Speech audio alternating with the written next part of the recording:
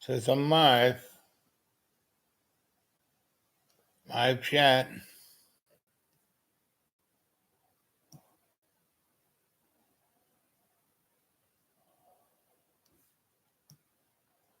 Oh, they have the numbers. Okay, that's good.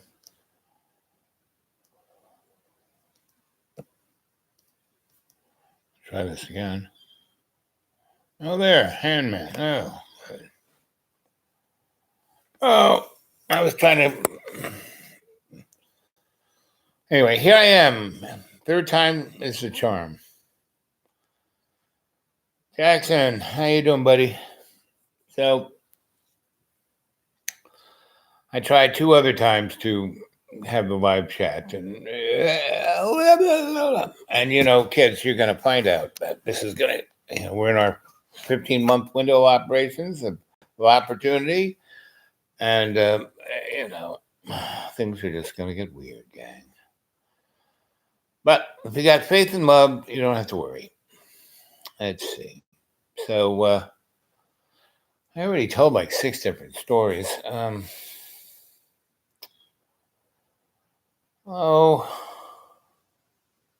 Stacy, yeah. Hours behind. Where are you, Stacy?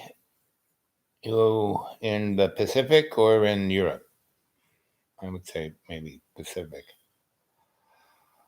What do you do there? Let's see. Hey, Bob. Sinatra. Hey, Frank. Let's see. South Australia. Oh, really? How south? Perth? Melbourne? Melbourne's not really. Well, it's kind of south, but not really. I used to live in Melbourne. And I traveled around all of Australia, all the way down Perth, and all the stuff on the side, Brisbane, and where the Pearl Girls are. I was there in 77, 8, 9, got back in 80. Adelaide, that's a pretty town. And I love Australia, especially when I was there, especially Melbourne, because it had this kind of 19th century look. They really did start putting downtown. There were a few tall buildings, but they really didn't, go like it is now. So Adelaide, they got a big university there, and so that must be a pretty modern city, right? But when I was there, virtually everyone I know in Australia from the 1970s, if they weren't really cautious of the sun, they're all dead of cancer. And when I was there, I lathered up. I wore big floppy hats. I had umbrellas. I lined my umbrella with, I painted it with lead, aluminum reflective paint on the top and bottom. And can you explain your 15-month theory? Okay, so, I started doing the Dreamy Dreamland YouTube channel. And hi, this is your Sensei Al Bob, and welcome to Dreamy Dreamland. And so I started May 8th of 2018. And it was like a continuation of 1965. There was a song, "It's the Age of Aquarius," woo! And there were a number between 65 and 2012. There were a lot of things that, people kept talking on about how the end of times, 2000, Y2K, blah, blah, blah. And what people were actually feeling was the end of the Piscean Age and the beginning of the Aquarian Age. So there was, this crossover of these 2 ages. In 2012, end of Mayan long calendar gave, again, another step into the Aquarian Age and further step away, step and sweeping the Piscean Age away. Right. But all of the power structures are Piscean. So why we're seeing all this nuttiness right now is that the guys in, the hidden hand and the powers that shouldn't be are getting all bent out of shape. That their time in the sun is coming to an end. But in reality, all they have to do is notch themselves up in an octave of love, and they could still run the play still, but they would do it in a way so everyone would benefit, not just a few. Right now, we have probably the highest econ disparities, since the French Revolution and the Roman Empire, and the Babylonians and the Mayans. And anyway, so there we are. We're at this. Hello, Robinson and Frank and Ogler, Stacy. So we are now in this. So what I did for many years was look at these long-term trends, right, on every level. On ice cores, on there are a lot of different types of way of looking. What areas you look at geology, and you look how the Earth has changed and what it was. You kind of archaeology. You go to the Sphinx and you kind of dig down to the foundation, and you realize that it's been water away by water, and the amount of water that wore it away was equal to that they built the Sphinx back in the day in a rainforest. And boy, that desert hasn't been a rainforest in a long time. So this 15-month window is when all of these kind of trends are coming together, right? And some people like call it singularity, and there are other physics names and transcendental names. But so we're in this window, and this window is opportunity, meaning we can change things just with a little nudge, one way or the other, right? And so I keep talking about serving love's co-creation and being the pebble in the pond of change and all that kind of stuff, right? And I'm seeing lots of people trying, especially this last week, the environmental thing. The girl from Europe, took a sailboat over and talked to the UN guys, and really, 16-year-old young girl was like dressing down a bunch of billionaire old men. So things are changing, and in Roanoke, which I had to come to for medical reasons. I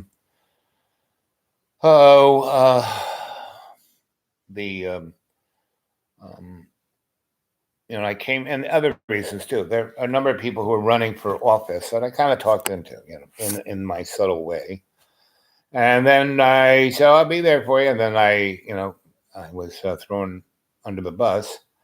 And I had to go to a place, the deep green, where I can survive. And it was, I have to say, I was thrown under the bus 70 days ago, 72 days now. And this is the last best 72 days that I've spent, way out there and writing and reading and meditating and cutting YouTubes for you guys and trying to explain things. So that is the 15-month little thing. Such as there's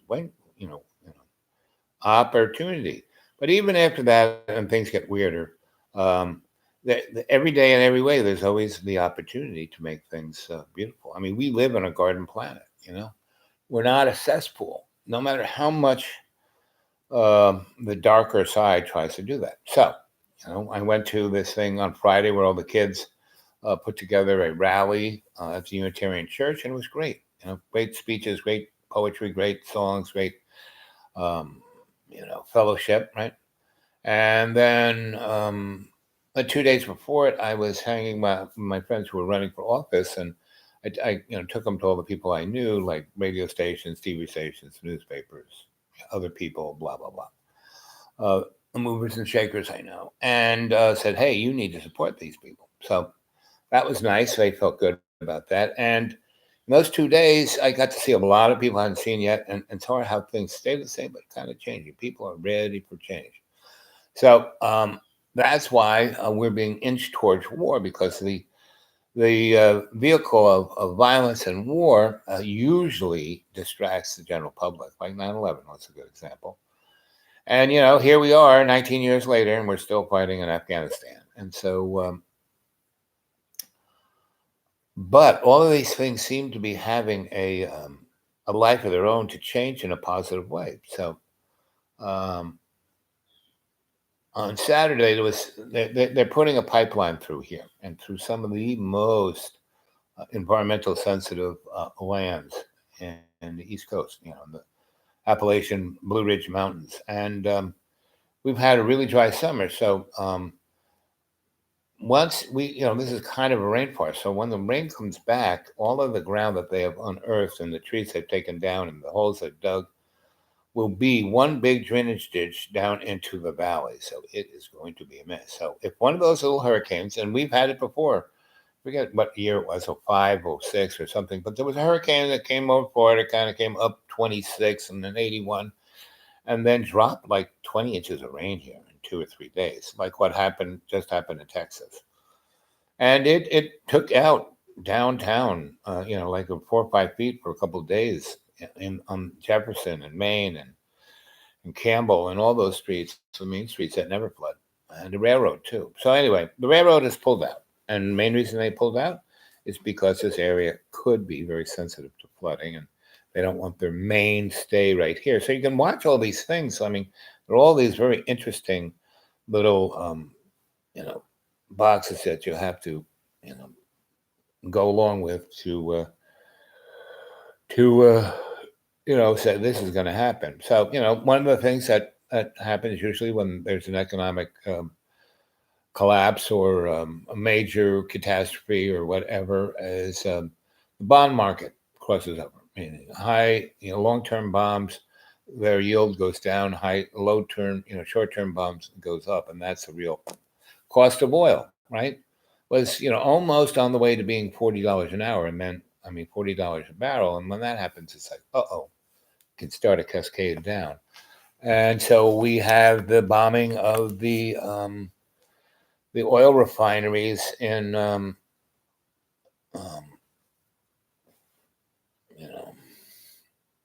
whatever that place is, Saudi Arabia. And but 5% of the world's oil will be not accessible for the next who knows, and then everything came back online in 2 days. Well, before that happened around me, gasoline was $2.16. The thing occurs, like I think on Saturday night. Sunday afternoon, I ride by the same frigging gas station, and the gas is $2.56. And, when I went and got filled up at $2.16, the tank was there topping off the underground tanks. So I went by and I pulled in to get a cup of coffee and talk to the lady who owns the place. I said, well, how could you ever, you were getting your gasoline under the ground when it was $2.60, come on, $2.56, what is going on? And she goes, well, I don't own the pumps. And I said, what? I said, yeah, they rent them from me, the space. I just run the general store here. This is what I own. And and it's not the gas, the purveyor. She said it's very strange because it's not in any corporation I could find. It's in this shell, and this shell, and this shell, and this shell, and this shell. And so everything is controlled by a satellite dish on top of the pump, and the prices and everything about the pumps. They have their own electric meter, so she doesn't even pay the electricity.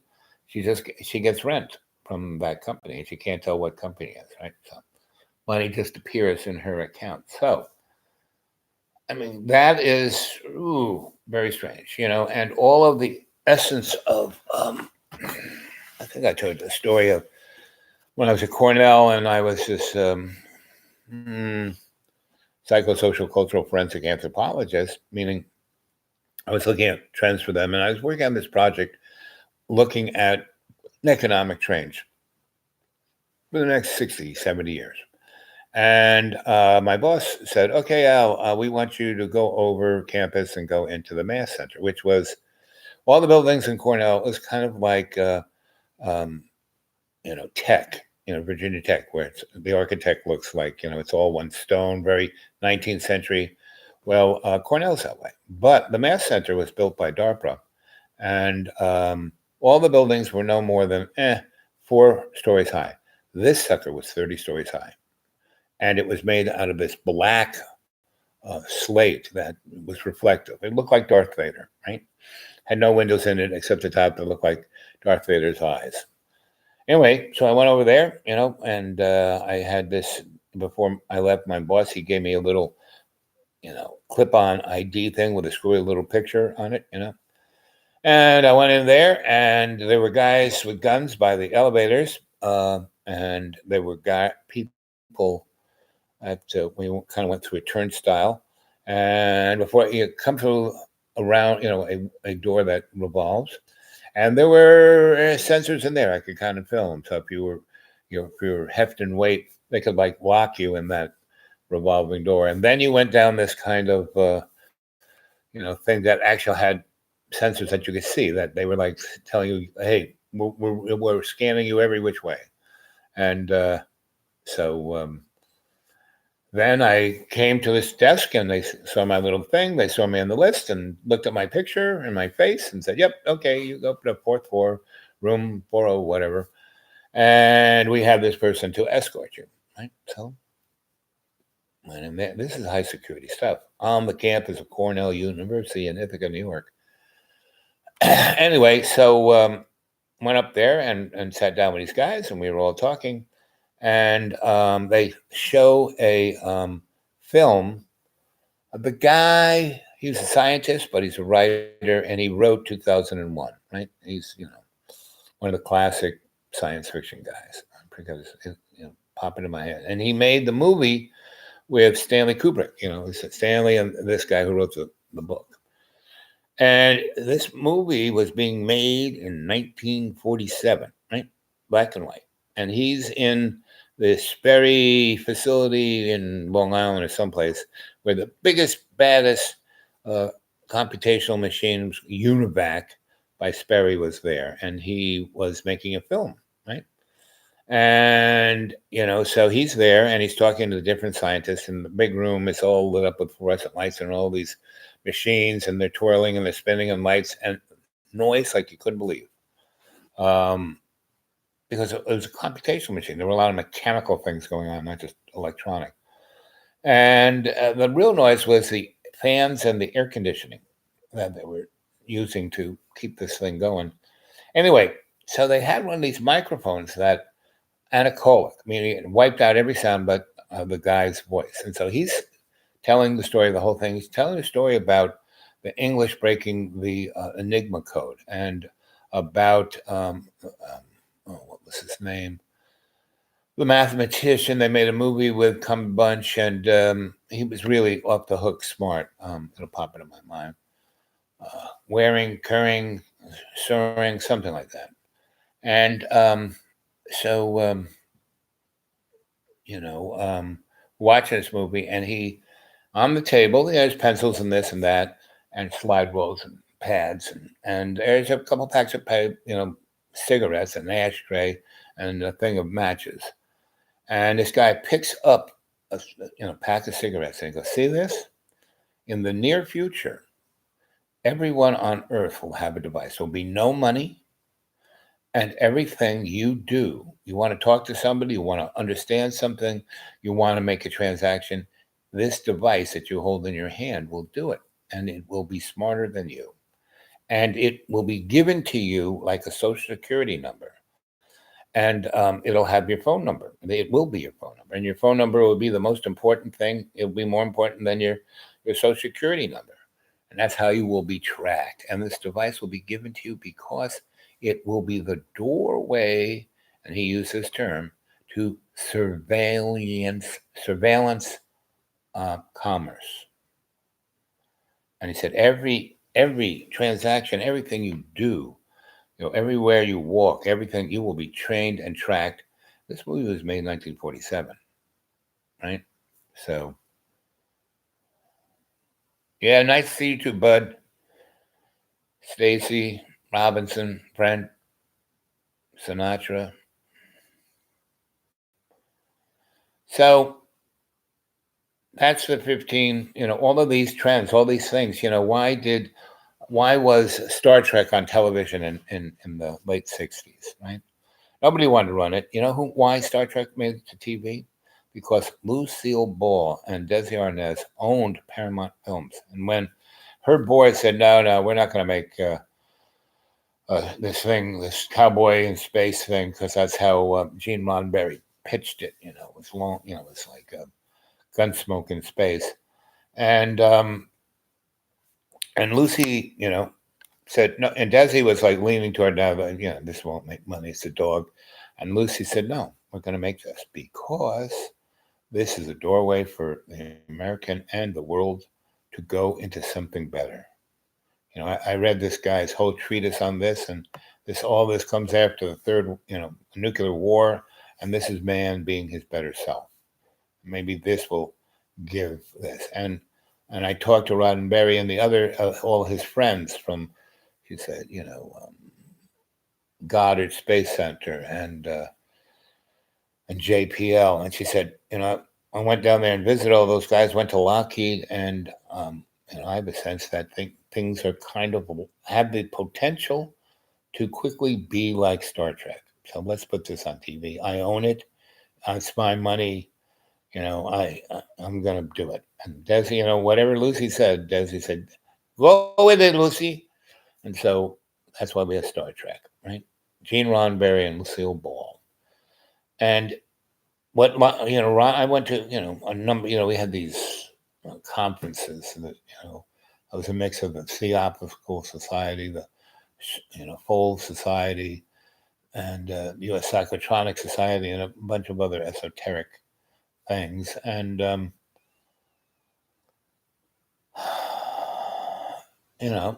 so we'd had these conferences, and it was like, I showed you pictures of them when we did at the United Nations, and we had the first planetary conference on alternative technology in 1984. Right? We did it on purpose in 1984. And nobody was using the internet in 1984. Now, the military, they were, but it was set up everywhere, and we did this. And it was like what we're doing now. Is a video vision, the speeches of this, there's a screen, a protected screen. And there were people writing, like you guys are, about what we were talking about. And that was quite interesting. And then people were telling stories about everything they knew from all over the friggin' place, and all these very interesting places. So it kind of really came, and there were a lot of engineers working from the military-industrial complex. Because it was on the ARPANET, basically we were being allowed to do what we were doing. We weren't being, oh, no, you're terrible. No. So, and me, everybody was in their suits and Mr. Business, and I was like looking like this. And I gave the keynote speech, and I was supposed to give the speech, and I was going to talk about neoliberalism and, the coming open market, because the common market was already there, and the handwriting was on the wall, and people like, the Council on Foreign Relations and the Trilateral Commission, the Bilderbergs, and all those guys had their think tanks writing away at this, right? So, and good old George H.'s speech about 1,000 Points of Light. And did you guys know? There's a book about Curious George, right? The little monkey, and the guy who takes care of him is the man in the yellow hat, right? Well, that is George H. And when he was a little kid in the 1920s. His father was a Russian spy who came from Argentina, and he was an electrical engineer, and he worked as Nikola Tesla's bench electricians, and he was the bench electrician in Colorado Springs laboratory. And George H. was running around and Tesla used to call him "you little monkey," and he would steal gizmos that Tesla was building in papers and things like that, and then stick them, and nobody would notice them until long gone, and give them to his daddy, and his daddy would give them to his Russian handler, and the Russians, had a good idea of what was going on with Nikola Tesla, probably more than the U.S. military. And this was like in the 1890s, or 1880s, whatever. Go look up when he did his Colorado Springs. So George H., who was our 41st president, was that little Russian spy. And he kept being that little Russian spy until the day he died, which basically meant he wasn't really representing, the CCP. He was representing the hidden hand, and that's why he went to Princeton and was, part of the skull and bones and all other kinds of secret things. So all of this, that's why I call it the hidden hand. It has no nationalistic motif. It's not American or French or Russian or Chinese or Japanese. There are factions in all of these places that make up the hidden hand. Very much like the sci-fi movie of the Avengers. And there's Captain America meets the Red Skull and Hail Hydra. That's kind of what it is. And after World War II, the Operation Paperclip, they bring back 70,000 Nazis. Werner von Braun being the poster child at NASA, but Van Neumann and a whole bunch of people who were very nasty. I mean, they experimented on people in the camps. So, and we wanted that information. And that's why, we have gone, we were always a corrupt country. And, Europeans basically, I mean, everybody's corrupt unless you sign on to, the major thing you want to do with your universal cognitive force of your soul is to ascend positively. You're basically scum. You're a materialist, hedonist, da da da. And I can tell you from firsthand knowledge, I was, after all those years of being like a scholar monk, and I got paid okay. Yeah, as my grandma would say, um, live like a millionaire, don't be one. And so, but at a certain point, I had the opportunity to dive in the pool of chocolate mousse of the corporate world, and I did it for 10 years. And I gained 250 pounds, and I died in a plate of spaghetti. Got a lot of money, did a lot of stuff, traveling, blah, blah, blah, blah, blah. But, I'm living on $480, living in the forest, and actually it's quite nice. And I'm a firm believer in global warming. It'll be nice this December, around 90, and January will be around 80, and the end of January and February will be around 75. And, it'll be fine. So that's, I'll be able to survive, under a tarp because I'm already there. I mean, when I left, last Wednesday, the temperature during the day was 92, and at night it was 70. So, and I looked on the weather thing, and it's been staying that. And I looked at the long range. They're saying it's going to stay this kind of warm through November, which fine by me, all for the good. And so that's the world we have, and we have 15 months to kind of balance it out, because what's going to happen is, so we're in the Aquarian age, right? End of 2012. It's no longer like foot in one and foot in the other. We're already all in, but the inertia of the Piscean age is still affecting us. That's why we have all this nationalist stuff going on, and wars and etc.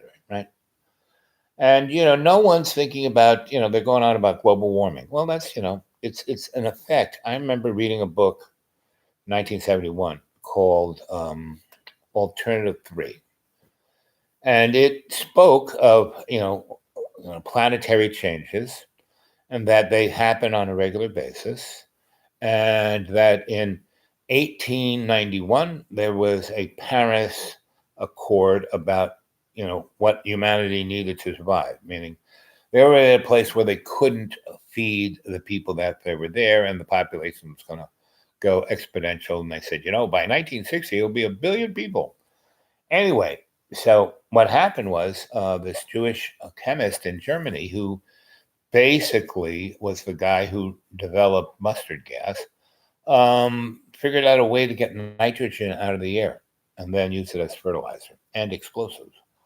So, we're pretty tricky little monkeys, and we already have all the technology. I mean, Nikola Tesla developed zero-point energy in Colorado Springs in the 1880s. So, and J.P. Morgan said, "That's nice, Nick, but we can't, anything that's free like that, we can't meter." So, anyway, we have all the technology we need. We live on a garden paradise. No matter how much we screw this place up, nature will heal it, right?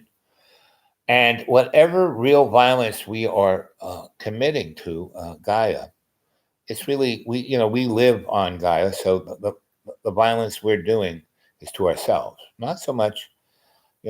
Pete Seeger went up and down the Hudson River when it was like a cesspool. I mean, there are parts of we're literally a cesspool, and he just was at it for 30 years, and then people started cleaning things up, and municipalities stopped dumping crap in it, and corporations brought all the garbage to China, and within 30 years now Hudson's the cleanest river on the planet, right? And Mother Nature, and there's things I thought that would never come back, clams and oysters and all that you can actually eat, and the fish, and you name it, and it's all come back. It was all dead, killed everything, end of that species, and it all came back, right? So Mother Nature will do this. Whether we, Homo sapien sapien, can get ourselves through this little keyhole of the next 26 months,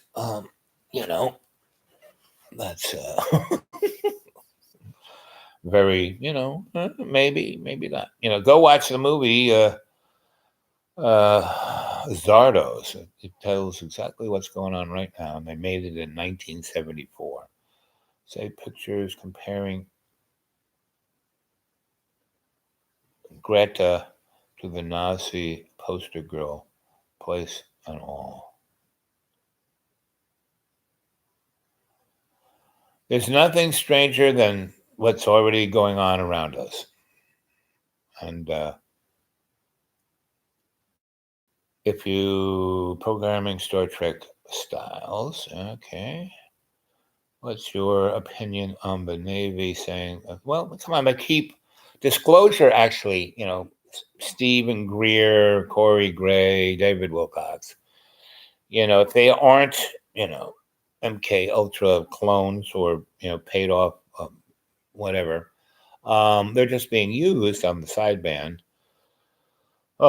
because they're going to, just dribble and drabble this stuff out there. I mean, of course, there's other folks, but all those flying saucers aren't. You'll get more truth out of the X-Files than you would out of anything else.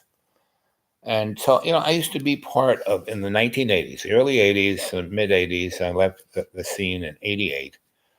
I went to all these conferences, I put them on, organized them, blah, blah, blah, blah, blah, blah, blah. Got pictures of it, right? So, and I, from my mentors when I was younger who were part of that scene of Tesla, like my boss and my mentor, Grandpa Stoll, he was in the 1870s, 80s, when Tesla was in New York doing his major experiments before he went to Colorado Springs. He was his bench electrician. So that was the guy who taught me everything I knew about electricity. And so that guy, there were still a lot of people who were part of that scene still alive, and they were my mentor's friends. And every Friday we would have these nice dinners at Peter Luger. Nice place. Even then, it's even better because it was, anyway, talking about Peter's Luger's would take forever. So, and it's still there, but now it's the hipster, steak place. So, at an early age, I got a eye-opening account that the shit is hitting the fan, and it's hit that fan before between the 1830s and the 1848, 52.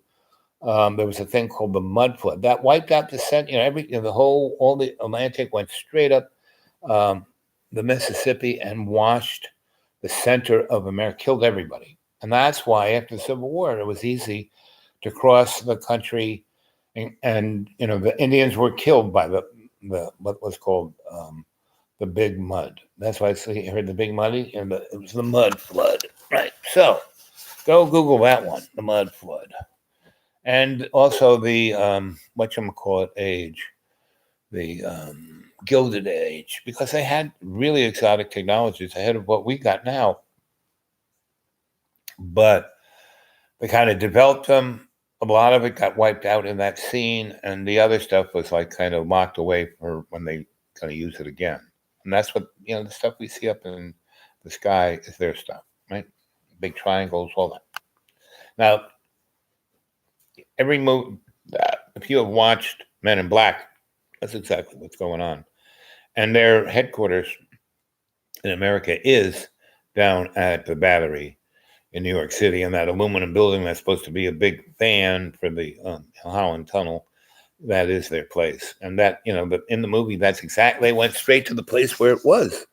And that's the thing about movies. Certain elements, that's why Star Trek was allowed, I mean, even though Lucy made it happen, the Hidden Hand wanted people to know what's coming. And they wanted to know about the Men in Black, and they wanted people to know about their, maybe, 15% of the world's population are like from off planet. And that our DNA, comes from, the the giants that were here and genetically made us their slaves, the Anunnaki, and the other clans. And all of that still is like perking along very nicely, and we're part of the soap opera. I often think, from my exposure to things, I really felt, and that's kind of why I dove in the swimming pool of chocolate mousse. It was like, well, the world's going to end any morning. Might as well go out having a good time, right? So I was like Mr. Creosote in the meaning of life, but I just didn't blow up. I just died in a plate of spaghetti. So all of this is going on. We're given the heads up about what's going on through movies, TV shows, books, magazines, and psychic implants, and I mean, everybody who is like, so psychosis is some, if you're a psychotic, you're kind of born that way. You're kind of, some wires didn't get put in there right. But if you are the psychotic and sociopath, right? And sociopath is more like a severe neuroses. So you're manufactured by your environment and the traumas. And both of those come to you on the sliding scale. But psychotic, that person has no empathy. They can blow your brains out and not think about it twice. Assassins are pretty much all those guys. And they have a good shot of sociopathy because, that is the process they use through their neuroses of the traumas that triggered all of this on them. And everybody is suffering some form of trauma, right? So, and I've been doing this show, right? And I've been giving you the heads up on, hey, we got this window of opportunity. At first it was 40 days and 40 nights, and that took about 6 months. Just to show you that we don't live in a linear time zone. Let's see what else you guys are saying here. What's your opinion? Okay, they are real. Of course they're real. I think they're real. How is everyone? Hey, Twitch, good to see you, girl. Stacy, I gotta say, I'm sick of the. What are you sick of here? Climate change thing. Yes, humans have a lot. But like I keep saying, the shit that we do, we're like salt on a potato chip. We're kind of interesting, but really not. Who cares? It's like, and again, this right here, this is not my humanness. This is my avatar. I am connected with a golden string up into my Akashic record where there's a server where my soul, my ascending free will is. Now that's off this planet. This is just a sandbox. We fuck it up. We'll be set. Thing is, there, all these people. Oh, it's the end of time soon, and then I'm gonna, I'm born again. I'm gonna go see Jesus. No, sorry, kids. You gotta have a life, and this shit ain't gonna end. I mean, just look at the Dark Ages. We'll just have another one of those. So it's best we have this 15 months to change things. So what we got to change things is that the Piscean aesthetic is violence, greed, and stupidity. Aquarian is beauty, love, forgiveness, and empathy. So That is the new aesthetic we have to live our lives with. So if we can do that, it's no big deal, right? And oh, what's his name? Whitley Strieber wrote a book called 2012. And that was his 2012 book, and it was really kind of, I thought, his best novel. He was written lots of. He wrote the book Communion, which was the thing that opened the gates of popular media of abduction. Right? His book was about that. And so 2012 is about 2012, and it starts up, and people are at a bar watching the TV, and they're watching the news, and the ball is falling in 2012, and everyone says, "So when it gets there, and it's 2012, we're all gonna die. Oh, it's the end of time." Ball comes down, bing, it's 2012, and everyone laughs, and they're singing "All Lang Syne" and da da da da, and the movie cuts to 2036, and the world is falling apart. It's melting, everything's breaking down, and there's this guy who is being flown from DC to this place in Georgia where this really, really rich guy has gotten the smartest people on the planet to figure out what's going on. Like, it's, they're waiting. The horsemen are coming down, and they get these guys to try to figure this out, and which is exactly to the day of this other conference between 1891. There was another one in 1836 that said that was going on about things are fucked up and it's going to come and we have to figure out what to do. Blah, blah, blah, blah. So Whitley is giving a mirrored image of like 1836 and 2036, right? So, and so he lands at this like farm out there in Georgia. There are no roads; you only fly in, and they got their own power, their own food, their own underground bunker, their own everything. Kind of, a deep underground military base, and it's set for just these people to figure out what the heck is going on. You better figure it out soon because the shit's going to hand. So anyway, they do. So they everyone's underground, and they're. And they have this big, very Southern Bellum kind of big house, but everything's underneath it. So they're up there, and when they're not in their laboratories or whatever, they're up there. And so he, and it's the airplane's coming into this little field. And he's in the only airplane the military had was a Learjet from like 1981 because it had no electronics in it. And so, but it was like on its last swing of a prayer, and the smoke's coming out of the engine, and it's coming out of the air vents inside the cabin, and they land, and he gets out, and they meet him, and they're taking him back to the house, and the Learjet has to deliver, go someplace else and deliver some people someplace else. So he kind of turns around, he gets up there in the field, he revs up the engine, so he takes off, and just as he's lifting off, and he's over the perimeter of the facility, the aircraft gives up the ghost. One engine blows up, and it dives into the North 40 over there, and the smoke is rising. And they haven't even gotten out of the golf cart, and I look around and go, "Oh well, that's so on." And he said, "Aren't we going to go help him?" And the guy goes, "No, not really. He's, if he's not dead, he will soon be. And if we go past the fence, we may not get back. So we have to go in the house, and we'll meet everyone, have dinner, and then go down." Long story short is that everyone, meets each other, and they explain their disciplines, and they, start to try and figure it out. And then as they're working together over the days, they're realizing that they know each other. And they realize that they were all at this private school, and they were all about, 6 in 2012. And they realized that the private school was where they are now, the antebellum house and the underground facility. And that New Year's of 2012, they were underground, and the military people were there, and they were ready for the end of the times. Didn't happen, right? So, but these kids were an experiment unto themselves because they were genetically engineered, and they had, super high gifts of intellect and telepathy and all the above. And the bottom line is things are falling apart above, but it's, the lights are starting to flicker, and their underground, place that's supposed to be able to survive anything. And so it gets worse and worse and worse.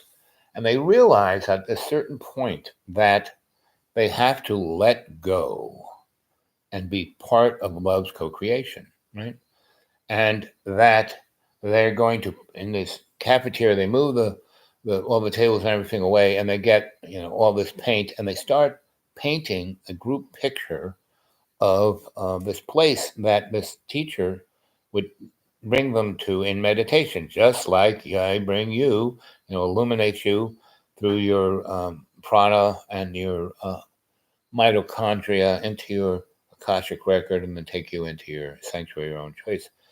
So they're making a painting of this sanctuary that they went to, and they elevate, they ascend their consciousness to the point where, just as the genetic fields of the planet are going, and an X blast from the sun is hitting, and nuclear weapons are being exchanged and blowing up in their silos, they walk through the picture into that new Garden of Eden.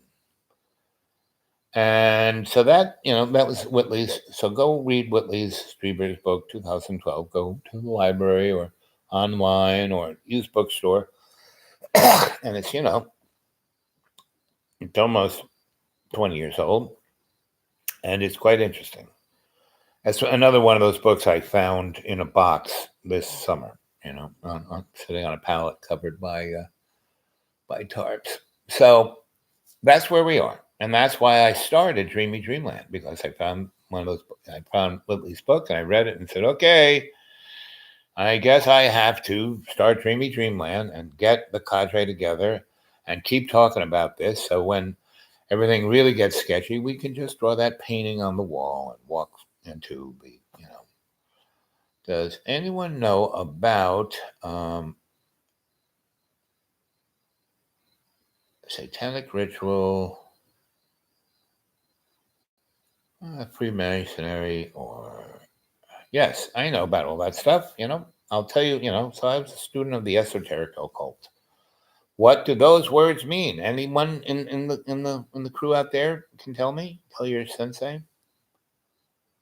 I'll cut to the chase. They both relatively mean just simply hidden knowledge. Just like I am your sensei, that doesn't mean I'm a guru or a god or anything. What it means is the Japanese word for teacher, and that's all I am. And you're my students. And what are adepts?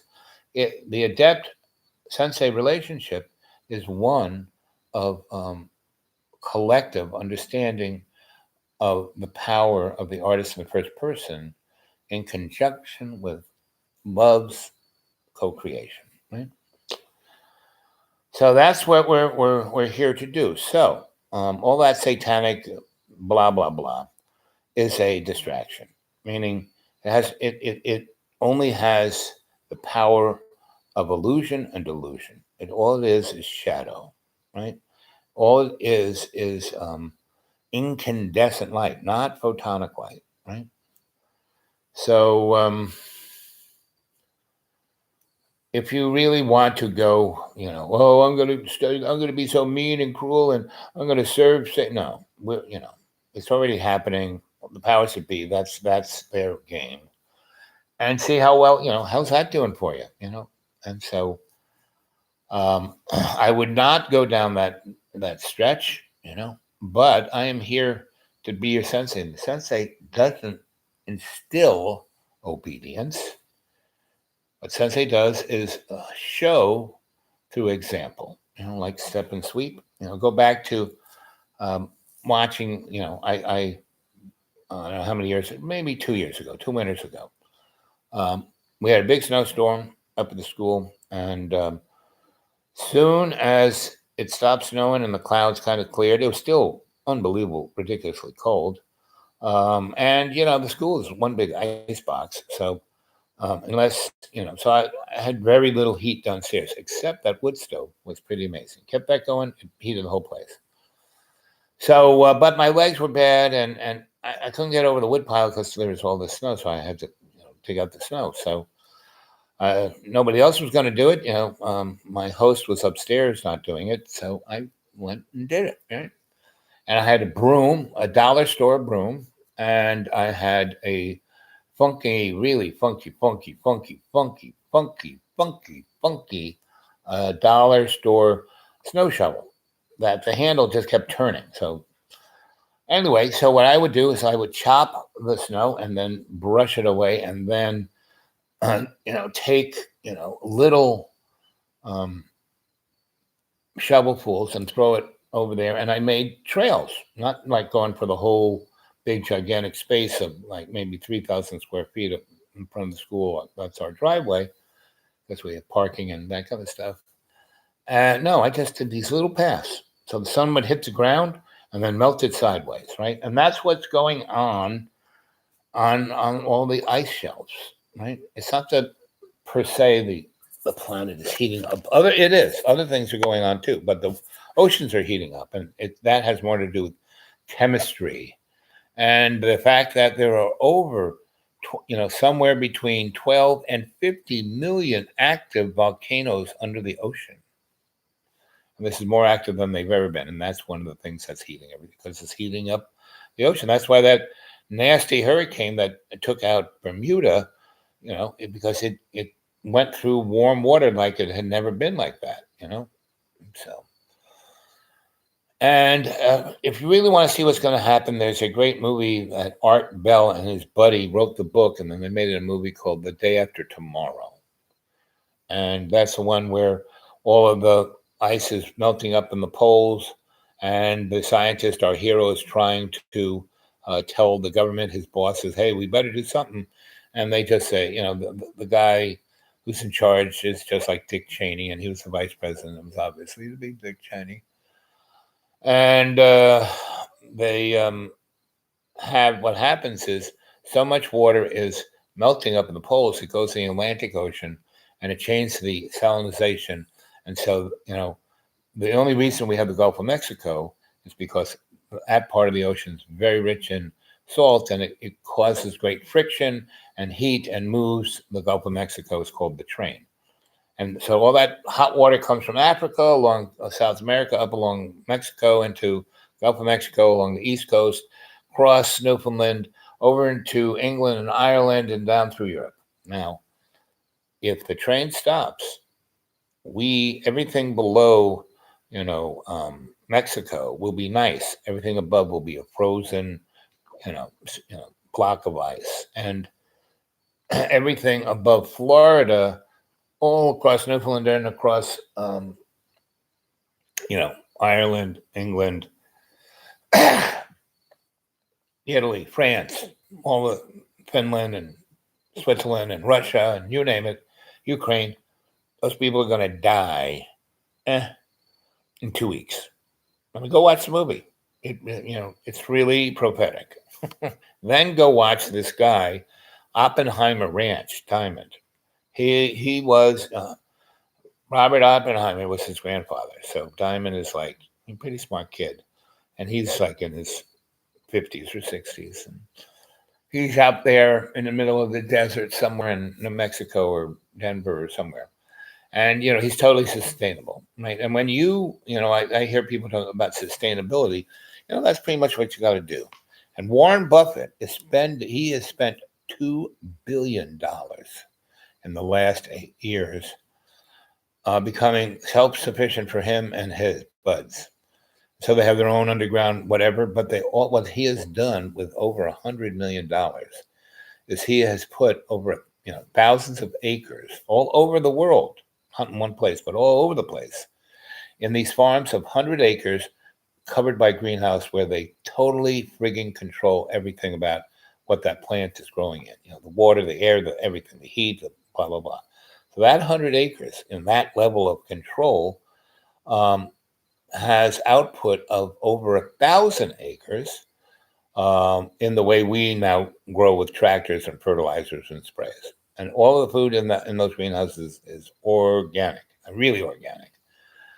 So that's what Warren Buffett's doing, right? So he is like making a lot of food and putting it in, an encampment, gated community, whatever you want to call it. But it's like a bubble, It's more than just a fence, And the fence that Donald Trump is building is not to keep the Mexicans out. It is to keep us in. And why Donald Trump said, and Mexico will pay for this, is because the powers that should be that are setting up shop or have been south of the border, they want to build that thing to keep, Americans from going into Mexico and further south. And it just gets weirder, kids. But it's been in our face for the last 200 years. And there are loads of books. So for, almost 40 years, I belonged to entities that were setting shop up to do this, right? And I was a person who was able to assist them in seeing things that they couldn't see. And because my grandma's rule of don't ever work for anybody who doesn't need you more than you need them, they paid me well, and they did not make me have to, drink the Kool-Aid or, take the vow or sign the paper. Because they know, no one, A, would believe me, B, it doesn't matter, C, the little knowledge I throw out there is good for them.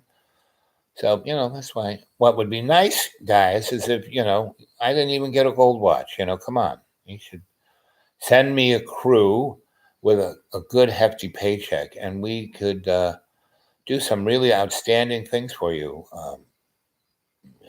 new coming. And, people talk about fascism. It's like, oh, someone's calling in. Who's calling in? Oh, Brent. Hey, Brent. How you doing, buddy? I'm live on chat. Do you want to be part of the talk to the minions out there in the internet world about what's going on? Because, like the thing with the Saudi Arabia oil wells, I think they did it just to jack up the oil price. What do you think? I don't fully understand that. I haven't figured that one out, really. I'm not really sure exactly who did it. But there's more and more of that kind of stuff coming faster. Brexit and Donnie and all of this distraction and and the burning of the the rainforest in Brazil and the yellow jackets and it's like this. If this doesn't look like an orchestrated version of the Nutcracker Suite, I don't know what is. I don't know. I think things are just typically falling apart all over. Well, this is true, and you and I both know that it's been doing that forever, right? Right. It's just we're getting to see it a little bit more because of all the social media and everybody tweeting their heads off, and there's 8,000 vehicles of information, and it's really strange. So I went to. That reminds me of something that's interesting. I just learned here a little while ago. Shoot. That NPR had a phone comment line, and I think they just cut it off. They just blocked it off. No longer discontinued it. But I had personally maintained for a long time that our problem is information flow, and that when we tolerate National Public Radio, that we subsidize and we allow it to do a crappy job, and what's really sick is they're doing such a crappy job, but yet they are the best of the mainstream. So that's really saying something. When they're the best, and Fox and MSNBC and CNN and all the rest are they're real trash. Yeah, they're real trash, beyond real trash. They're counterproductive and negative organizations. But what I'm trying to say is that as a public, if we cannot bring some measure of integrity to public radio, then we have no chance. Well, C-SPAN's not bad, and there is, what's interesting. Do you ever look at the Joe Rogan show? No. Well, that's an amazing freaking show. I mean, he has really. You know who Chris Hedges is? Yeah, Chris Hedges. So he has guests on that level. Right. The issue is for me, I know there's some really good stuff that is being done on, consortium Consortium News, Information Clearinghouse. Right. Every day they have brilliant articles. But the problem is, in our society, the people who vote tend to pay attention to public radio, not C-SPAN, Right. not Chris Hedges. Right. So They're part of the mind-controlled masses, and they think, oh, I'm listening to public radio. I know what I'm hearing. You know, I'm educated. I'm ahead of that. All that. Well, you're making my point. They go there because they desire to be informed. My question now, I'm just want to answer this question: is that they want to be informed, or they want to feel good about themselves, even though they know they're racist pigs? Both. But if you plan to vote, then you want to know what you're doing, and so you want to get information, and you go there because they're the best. You don't go to MSNBC if you want to vote. Yeah, but but voting, I mean, they manipulate the vote. I mean, look how we got Donald Trump. And look, you know, the DNC screwed Bernie. You know, he should have been the guy running against Donald Trump, and he would have won hands freaking down. Well, we don't know that, but he might have. Well, look at all the crowds that were in 16. They're way bigger than his. And he was, everyone, they voted for Trump, not because they liked him or anything. It's because he wasn't Hillary Clinton. Well, I think my main theory on this is that people have been so sick and tired of being put down by the nose in the air liberals, right, who think they know what's going on and look down on everybody else for being racist and stupid and country boys and so forth. Yeah, but the right is psychotically, I mean, you know, they are in control. They have the money. They gerrymander every state's legislature. And I have a friend of mine who's a really good lawyer, you know, Supreme Court judge, not, you know, state Supreme Court judge back in the day. And he said that's the most scariest thing of all of this, at least for our country, is that the judges that are being put in just below the Supreme Court, what are the appellate courts? They're being voted in. Right, by the Senate. And half of the Senate. I thought they were running and raising money to get. No. They're putting, you know, that legal, you know, conservative group that picks the Supreme Court judge picks these guys, and Donald, you know, anoints them, and the Senate puts them in their place, and that's the place for life, right? And my friend who's a lawyer said that it's really sick because he's put in 300, meaning forget the Supreme Court, these appellate courts make more decisions than the Supreme Court, and that make a difference. And he said that out of the 300 that Donnie's put in there, 100 of them have never been a lawyer. You know, they ran a Burger King that Donnie used to get his. To say that's not good. Well, this is true. I mean, you know me.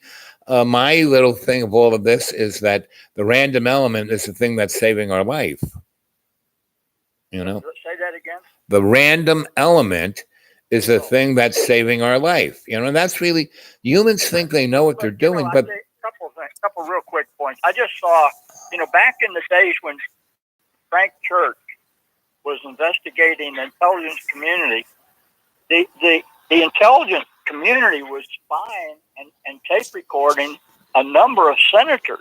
Everything's bugged, and it has been bugged since. And it's not just didn't start with that, but back in 1832, yes, in every country in the world, the guy who got to be a judge was part of the system. Right, of course. You know, they wouldn't let anybody in that position without it. It's a given. That's the way it always works, everywhere, all the time. That people who have influence and manipulate the outcome. Yep. But I'm saying that here we have what we're claiming to have is a democracy where the vote actually does matter. It's just people don't know what to do with it. Oh, I don't think so. Because of neoliberalism and the concept that the market will heal all things, voting is just like they're giving us a little taste treat to feel like we matter. It doesn't. They put in whoever they want. The bureaucrats who are running the institutions, they don't get voted by us, and they're the ones who are manipulating our whole government, all those different, the EPA, the education, Mr. Boss. It's not.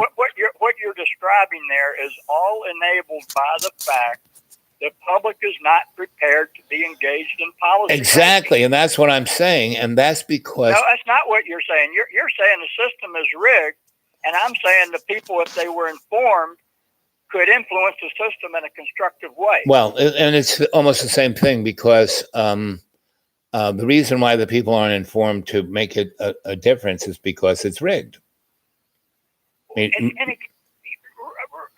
Right. Well, that's my. If you're going to unrig something, where is the best place to go first? Well, the place where the people can get information to change things. Where's that? Well, it ain't around here. Well, I'm saying it's public radio, public broadcasting. It can be. And, have you gone online and listened to WETSU, Eastern Tennessee State University Public Radio Station? No, I haven't. Well, you can. Anybody, all you guys out there in internet land, just go online and WETSU, Eastern Tennessee State University, right? They have the most amazing, because they don't carry any of, like the, all things considered. Yeah, they have really great shows. Are you telling me they don't have All Things Considered in morning edition?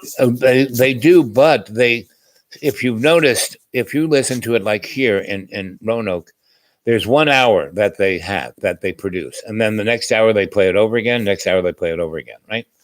In ETSU, they just play 1 hour of it, and they have the BBC go longer, and they also have Al Jazeera in the morning and in the afternoon, and they also have Democracy Now! They have alternative radio. They have a whole bunch of things that no one hears anywhere. They have Pacifica. They have a ton of stuff that no one gets. Okay, I hear the point you're making. That is, but let me just say this. And that's a radio station you're wishing to have, and one that has a real diverse thing and a lot of points of view. In a way, but I put this angle on it. I say the people who have been consuming Morning Edition and All Things Considered for the last 5 years did not have a clue about the coup in Ukraine. Yes. Did not have a clue about what tore Syria apart. Right. Or that, in Libya, Muammar Gaddafi was probably the best leader in all of Africa because everybody, he gave everybody $1,000 a house, college education, health care, and the most amazing, he turned his deserts into gardens of Eden because he dug these deep, deep, deep wells. And his country was doing fine. And and look at the damage that we did to humanity by blowing people out of Libya and sending them up to Europe. Yep, exactly. And that was all done on purpose. I mean, not. But what I think you're overlooking my point. Okay, what's your point? I'm saying that the fact that people in America, American voters, didn't have a clue about Libya, didn't have a clue about Syria, didn't have a clue about Ukraine, right, is a big problem. Oh, it is. And not only that, the fact that, Ronnie made a promise to Gorbachev that, okay, bring down the curtain, let all those countries that are in your satellites be free countries, and we'll keep NATO at bay. And we will keep these anti-missile things, and we won't spend money on pointing atomic bombs at you, right? So it went along until Bill Clinton, and it it kept accelerating with each new president who was a neocon liberal, and so that's a cumulative that and this hidden hand motif of a transnational entity that keeps pulling the strings in all these countries to eclipse their power, make themselves stronger, put all the wealth in their hands. That 1/10 of the whole freaking world owns everything.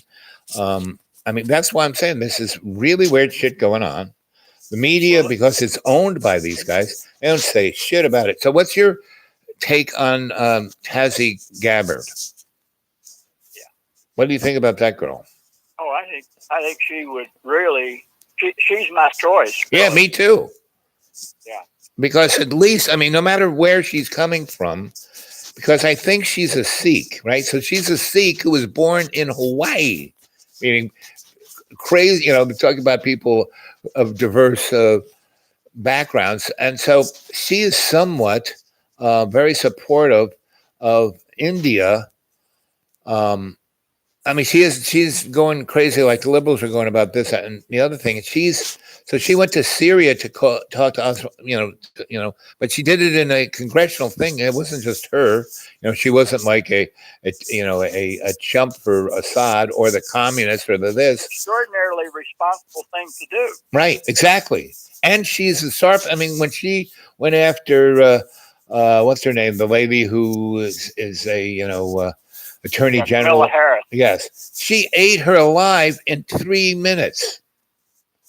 And the only thing that when the guy went to talk to her after the thing, so so and so said this about you and this about you. What's your reply? Well, she's not a nice person. She was mean to me. It's like I've been ordained to win the presidency. How could she do that? It was like, really? And so much crap all the time. Oh, it's unbelievable. So that's why my feeling is this goes further and further. We are in a position where we are in one of two things going on. Either there is a divine being above controlling all this, and he's just having a really good time. He's kind of drunk and stoned. And, so that's why, the steering wheel is being thrown asunder. Or we are a TV soap opera that hasn't been canceled yet. And the producers are scared that it's going to get canceled. So they're making it weirder and weirder, more entertaining. So they won't cancel us. Let me make a point here. Go for it. Today, the Israelis are trying to send out of the country the guy head of Human Rights Watch. Yeah.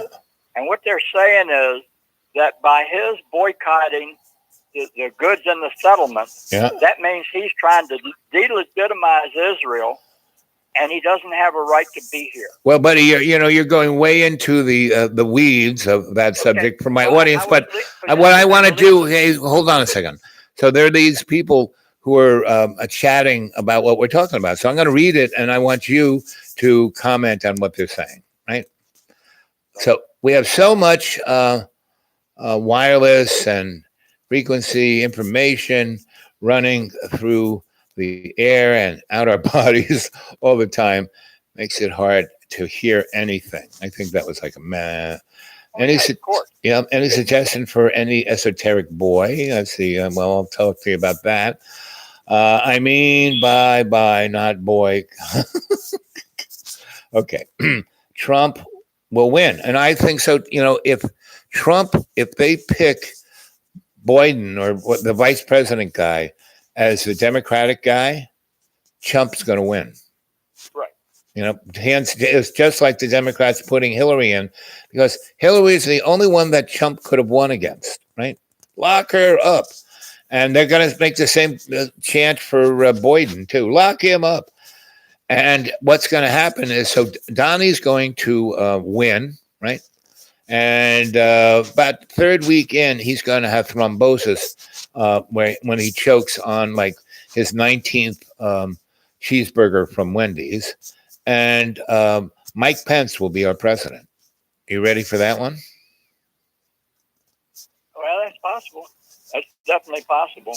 I mean, that guy's Pence is the one who scares me. Anybody who calls his wife mother, but he can't trust himself with a woman at lunch.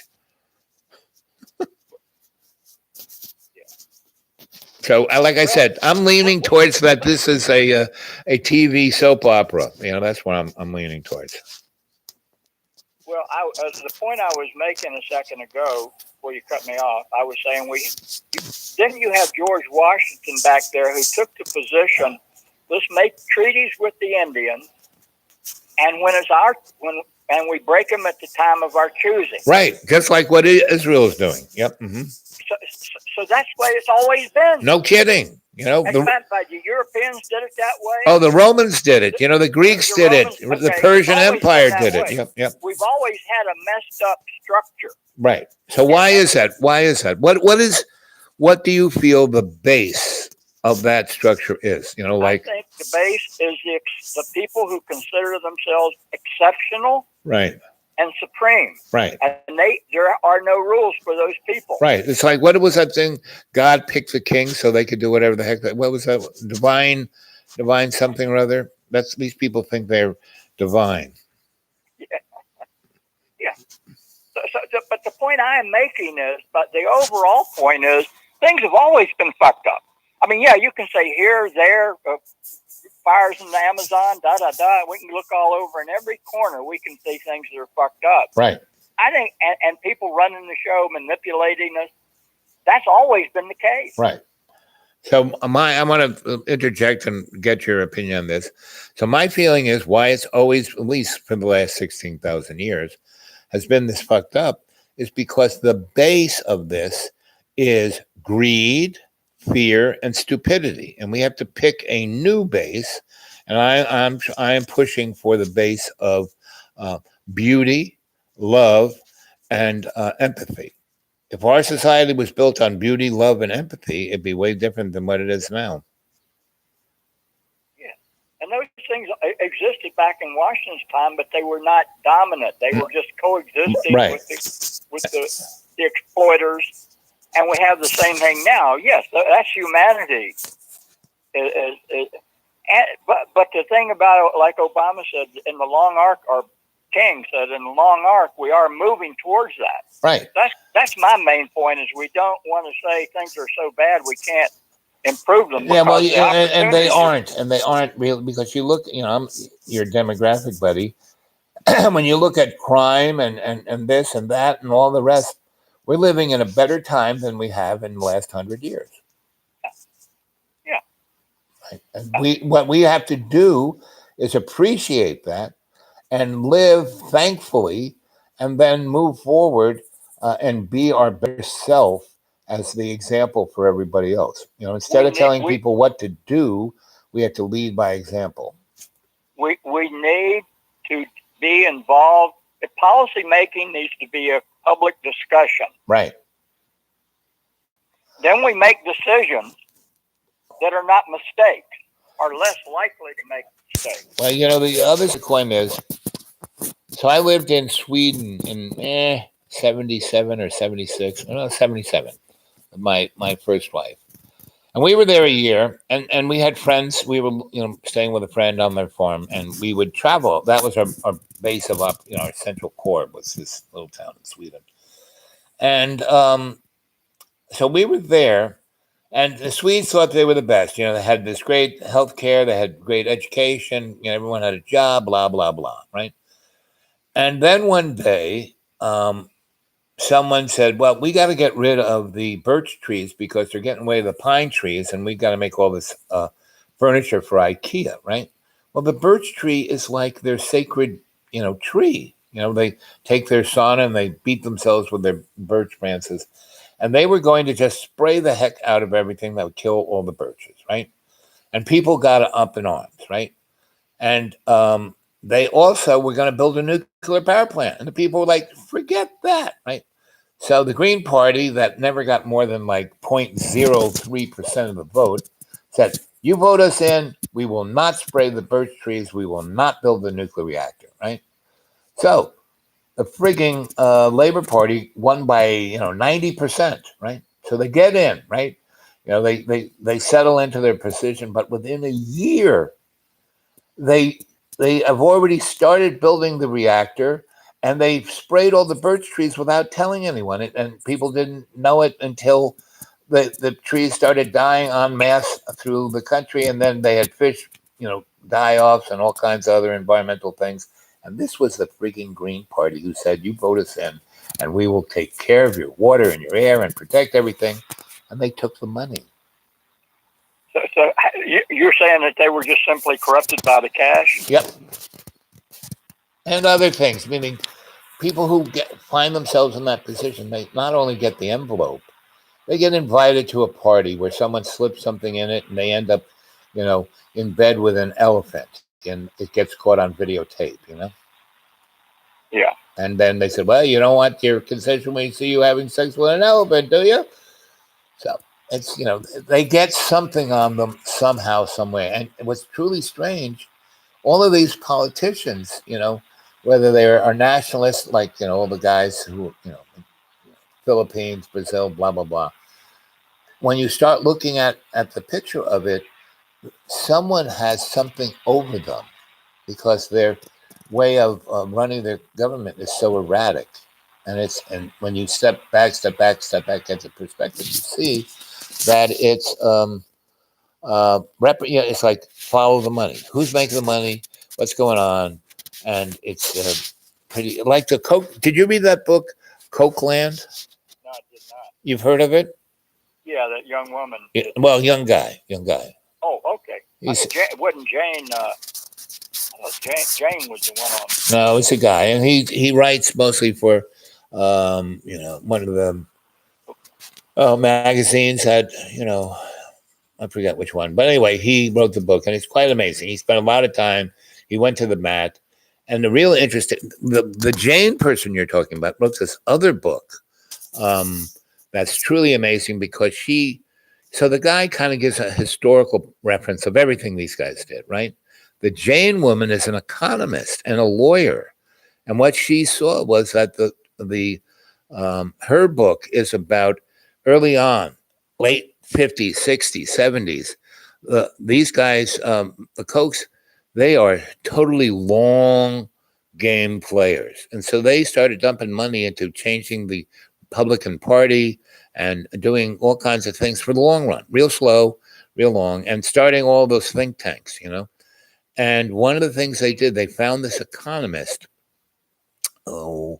Michael, I forget his name, but he actually won a Nobel Prize. And his economic theory was that the rich people own everything and they shouldn't pay through taxes like healthcare or anything the betterment of anybody else but them.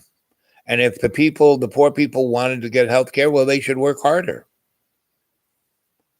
And it was just a scam. He just wanted to make a economic theory so they could legalize, racism and everything other than, everything bad within that context. And he was the guy. So did you know that when the Brown decision came down about the schools in America, that the state of Virginia went out of the public school business? They closed all the public schools in Virginia. Yeah, they did shenanigans like that all over the South. Yeah, but Virginia did it not as a shenanigan. They did it. Well, Louisa County closed all their schools. Yeah, that's what I'm saying. But Virginia did it as a state, and then what they did, they floated. What is it when you get a little thing so you can take your kid to a private school? What do they call that now? Charter school. No, the vehicle itself, not the charter school, but the grant process. But anyway, that's what they did. They took the federal money that they got and the state money, and they gave it to individual people so they could start private white schools. I think I lost you. Yeah. I'm not hearing you. How about now? Yeah, we got a break up in the connection there. Yeah, well, I'm on top of the mountain. I hear you now. Okay. So anyway, this has been going on since forever. So, and my basic thing, forget the politics, forget the this or that. We have to everyone has to come from this, instead of fear and jealousy and greed and stupidity, we need intelligence, beauty, and empathy, that we can feel each other, instead of like, I don't, oh, you're suffering. Well, you should suffer. And that's what this economist said. Oh, I wish his name is just on the tip of my tongue. But that girl you're not talking about Friedman. No. But Friedman. About Michael Hudson? Close. No. Okay. His last name is the same as a real libertarian media guy. And it starts with a B. Buchanan. His name is Michael Buchanan. Okay. He's the economist. And he won the freaking Nobel Prize for this. And, the guys, My burrow, hold on a second. He's got to yell his head off a little bit. He just misses me. He hears my voice. He misses me. I'm not hearing a thing while he's carrying on. He'll stop here in about 20 seconds. Okay. Well, kids, do you like this part? This is my friend, Brett. And he's definitely got his point of view, as you can hear. See. And it's always very good. I mean, what's interesting about Brett and I is that we always had this, it's not quite a disagreement, right? But what would you call our running dialogues? Okay, running dialogues. And at the end of them, if anyone was listening like you guys are, you would think that Brett and I are arguing, but we're not. We're having what is known as a discourse. And usually by the time we end, we probably end at the same place, right? Brett? Don't we normally kind of end at the same place? Yeah, pretty much. Pretty much, right. But I haven't talked to Brett in, God, at least a few months, right? Yeah, you're up on Mason's. No. I'm out of town. I'm in the deep green on the border of West Virginia and Tennessee. Oh, okay. And it's really sad. Donnie. Oh, I'm going to bring coal back. Well, what happened was they hired a lot of people back to finish out. To make the most. All the coal guys knew this was the last hurrah, but they promised everybody contracts to last forever, and then. As soon as they got that last chunk out, they went bankrupt and didn't pay anybody. Thousands of miners are like, outside the fence wanting their last paycheck, and they're not going to get it. And the other sad thing was in these last 3 years, so, black lung's a real problem down there, right? And, in the Jimmy Carter days, they actually did a lot of good, watching out for the miners. You got to have water baths and this and that. And then soon as Romney got in, they just defunded the guys watching it. They used to have hundreds, if not thousands, of inspectors, had all these mines every day. And then they had 3 for the whole industry, right? And so as the coal kind of dissipated, they had to cut through more and more rock. And what really kills the miners isn't so much the coal dust. It's when they cut through the rock that is like crystalline. And it makes this dust that is like glass. And so they breathe in that shit. It rips open their lungs. There's a salt compound that basically turns the crystalline stuff, the coal, and this other stuff into concrete in these people's lungs. So in the last 15 years, they call it black lung, but it's this other thing going on. And Obama was trying to, he spent a lot of money, figuring out what was going wrong, and then they made laws to stop it. And he thought the best way to stop it was not so much to put a bunch of controls on the mines, was to just, get rid of the coal-fired power company. Because that was quicker way of getting rid of it. And it would help the carbon footprint. And now that's all gone. So, and they've cut all the money. There was a big, gigantic $1 billion fund for the miners, when they get, lung disease and all that shit. And he took that money and he funneled it through something and he sent it on down for his fence.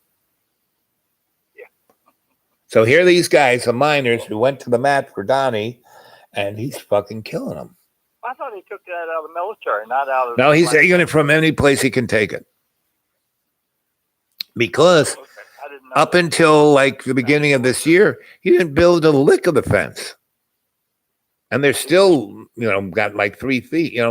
He has to have a good chunk of fence that he can stand in front of it and point at and say, "See, I built the fence." Well, yeah. I mean, that was his big thing in his first campaign. You Right. see why he would want to do it. But he hasn't done it. Still, meaning every time he goes down to look at the fence, if you go online and look at the footage of the video that they didn't put on TV, that's the cameras on the side looking that way, not straight on at him. There's only like 30, 40 feet of fence. He's standing in front of this big, look at the big pointy thing. They'll never get over that. It's 30 feet high and 30 feet underground. But if they look sideways, there's only 8 feet of it, They're really not doing much. They haven't You might quite. be right on that. I would be a little surprised that it's not going to be more than that. Well, I'm just saying what is now or what was like in May. They might have gone crazy and start building a shitload of it since what May. I think is interesting about this situation is the Democrats are unwilling to help devise a plan to deal with the immigration. They have not decided, is it going to be legal or illegal to come into the country without checking in? And they're not willing to resolve that. So why do you think that? My feeling is, I keep telling you that Republican, Democrat, two wings of the same corporate bird. So everyone's reading their script. Well, and what I'm saying is, we have an intentional sabotage. It's like they tried to get nothing good for Obama at day one. It's the same thing going on with Trump. Nothing good for Trump from day one. Well, which was the same thing. Nothing good for Obama from day one. So. That's what I said. Yeah. Right. Hey, listen, I'm going to go back to my live chat. All right. Can I call you in an hour or so? Yeah, you can. Yeah, when I'm done with this, and then we can. Yeah. Well, tell people to comment on it. I like to see where they think we're full of shit. Okay. Yes. You got that, kids? Okay. So I'll talk to you in an hour or so. All right. Okay. Bye. So that was my buddy Brent, and he is a dying-wool Democrat political, activist kind of guy, and he's all for having people being voted and changing it from within, right? But he's really, he like me digs through a lot of stuff, and he's very focused on what's going on in Israel and the Mideast and that kind of stuff. And he's traveled over there. He's done a lot of amazing stuff. But he has this little point of view, right? You kind of heard it. And I keep saying, well, nothing, it's all an illusion. The only thing we got to do is start a new aesthetic where our base is love, empathy, appreciation of all our relations, so we won't destroy the planet, and go on from there. Okay, so let's see what you kids have been saying. I have a blog live just started, but Stacy, but it won't let me put it in comments. Well, it should, Well, maybe get a YouTube thing and just do a live chat. I haven't done a blog yet. I mean, I have a publishing blog where I put my novels and papers and stuff, and that's xratted.blogspot.com. And then there's, Dreamy Dreamland with Sensei Al Bob. And guys, like it, subscribe it, get other people to subscribe, let's go. Let's get some more things going on there. A little more numbers for YouTube to jump on. Yeah, YouTube blocks people. Yeah, and my real question about Twitchy, about YouTube, whether it's a thing being done by people, or is it a thing that a AI is doing just with the prejudice? I read this great paper about prejudice of AI. Because it is programmed by human beings, the AI picks up that prejudice and maxes out on it. Like facial recognition, has a hard time identifying females, and especially Black, people of color, because they can nail a white person. Oh, this is Bob so-and-so right away. But Say how rude. Who's rude? 2 blocks. Oh, people. YouTube's rude. Yes, exactly, Stacy. Twitchy's from heaven, and Virginia is in heaven. Boo. Let's see, Adelaide South. Let's see. Oh, there's Garrick. You'll like Garrick. Hey, Garrick, buddy. How's it going? What's rocking? Oh, I'm on a live chat. You want to join the live chat? I got a couple of minutes. I'm here. Okay, so one of the things, I'll throw this down to you. So I'm here mostly in Roanoke for my medical thing, but I had a couple of friends who were now running for state legislature, which is a big thing here in this. Everything's run out of the state legislature, not the other politics. So I got them to do it, and then I kind of disappeared for 70 days. So I came back to help them. And they're putting a gigantic pipeline through here. And there are a lot of reasons, but the bottom line about the pipeline, this pipeline and the one that's out in the Black Hills, it represents a spiritual and constitutional challenge, because it's You're breaking up. I'm losing you, Al. How about now? We better. Now I hear you good and clear. Yeah. You're saying the bottom line about the pipeline is an aesthetic of greed, fear, and stupidity. And we have to, and the people who are up against it, and I've been there like Papa Smurf for the last few years, is that, hey, guys, no, we can't fight them with chaining ourselves to trees, blah, blah, blah, and going to court. No, we have to change the aesthetic base.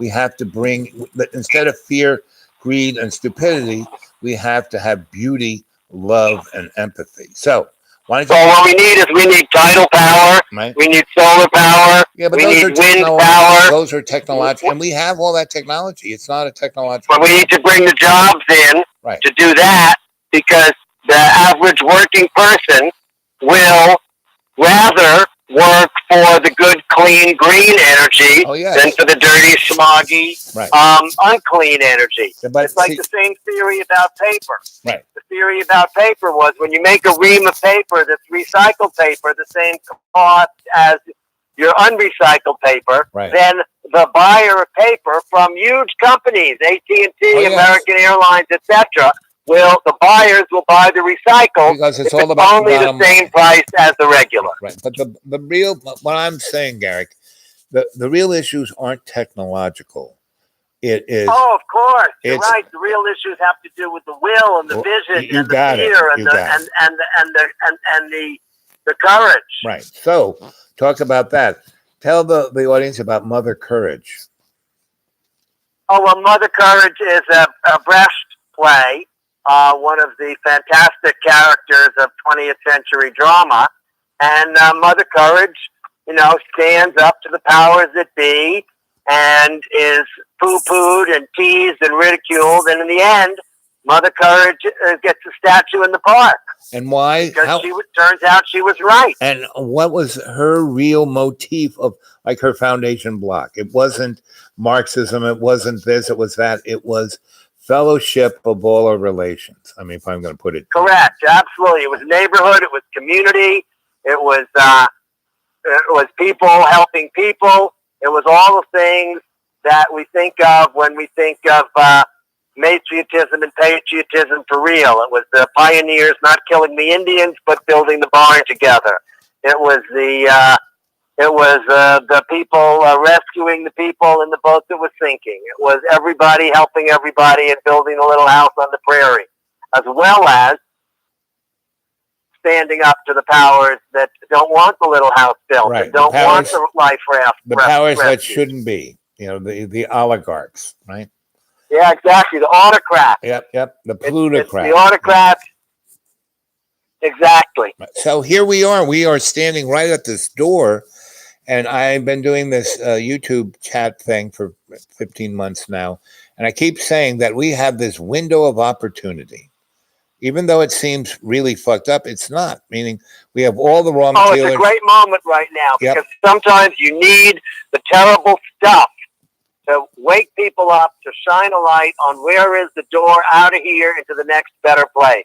So the rainbow gatherings that you and so Garrick is like, I don't want to call you the grandfather of the rainbow gatherings, but he's been there pretty, he's like, me, a griot, tells the story. So he's a rainbow griot. He's there to tell the story of, all the fires that we sat around and all the fun things we did.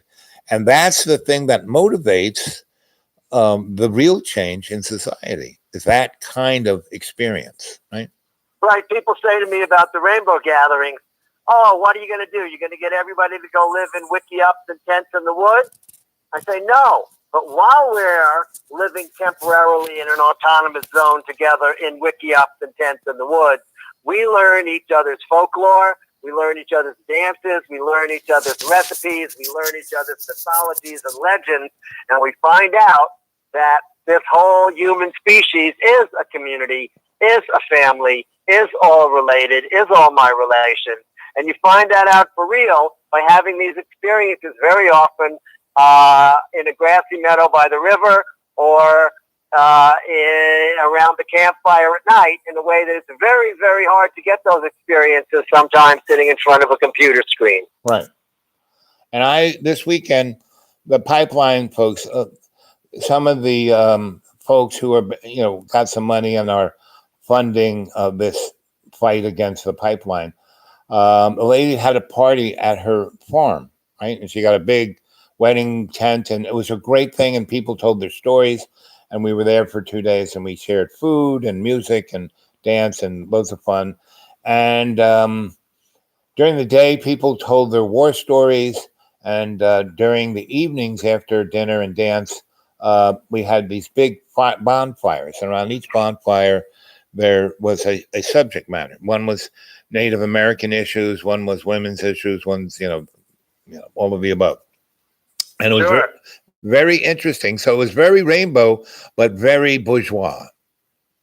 That's fine. Right, That's it's fine. I Right. mean, the issue has got to be bringing people together at every single level. Right. Because the fact is that progressive movements have often had funders and participants from the super rich. Right. The people defect from those scenes or have a change of vision, or they have all the money in the world, and suddenly they realize they can't take it with them, and they want to do some good for future generations. Right. Just like there are people that are impoverished and starving and working every day picking up micro trash, picking up litter, helping each other. It's the whole spectrum of humanity. So the interesting thing of that little party was the first day when everyone told their war stories and we were sharing dinner and talking. There were like factions within that, stop the pipeline thing. The people who, because they passed certain laws where they're perverting eminent domain in a way that they can't even, they're going to bring this gigantic pipeline right through their house, and so those people who are very bourgeois, very upper middle class, were kind of retired, and this is happening to their neighborhood. Well, they're, but if it didn't go through their neighborhood, they wouldn't care. Then they wouldn't mind. Right, they wouldn't mind.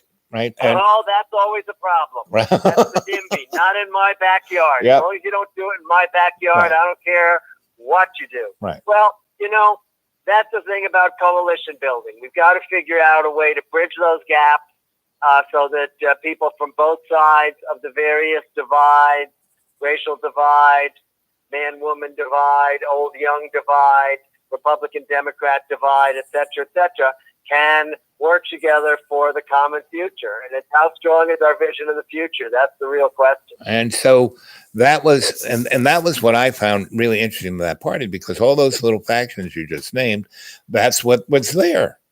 And there was this little fraction, so this wasn't a meeting. This was really a meeting to have a good time and celebrate that they were still doing it and still getting, moving forward, even though the oil company, the guys putting the pipeline are still doing it, eating. And this is in the mountain ranges that are it's Sawtooth Mountains, and it hasn't rained, but when it does, it's going to be messy.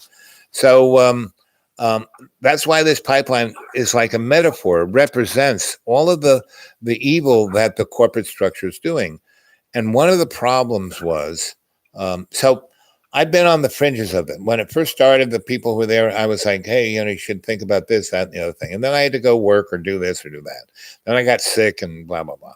So I'm swinging back around through this thing and touching base with these folks when I see an event that, oh, wow, this will maximum, me being there, I could touch 200 people, and each of those guys could touch 1,000 people. So this is something I should go to. Well, that's what we need to do. We need to find the common ground. Right. Now, I'm pulling into where I'm driving. I have to go do the next mission at hand. Okay. Well, that was a great honor to be on the show with the podcast with you. Yeah. I got to jump. Okay, baby. I love you. Right. Let's talk again. And peace on. Let's talk again real soon. Okay, Bye buddy. Oh, I love you. Okay, so that was kind of fun. Two of my oldest friends who come from very strange places, and Garrick and I grew up together, so I've known him for fucking forever. We're both in our 70s and gone through, and his parents started the Living Theater, which, if you don't know, if the word avant-garde, they brought it to America.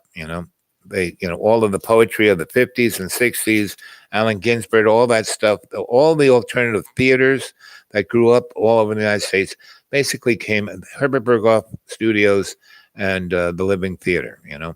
Hair was their show. It was produced by another guy, but they had a show that was pretty much that.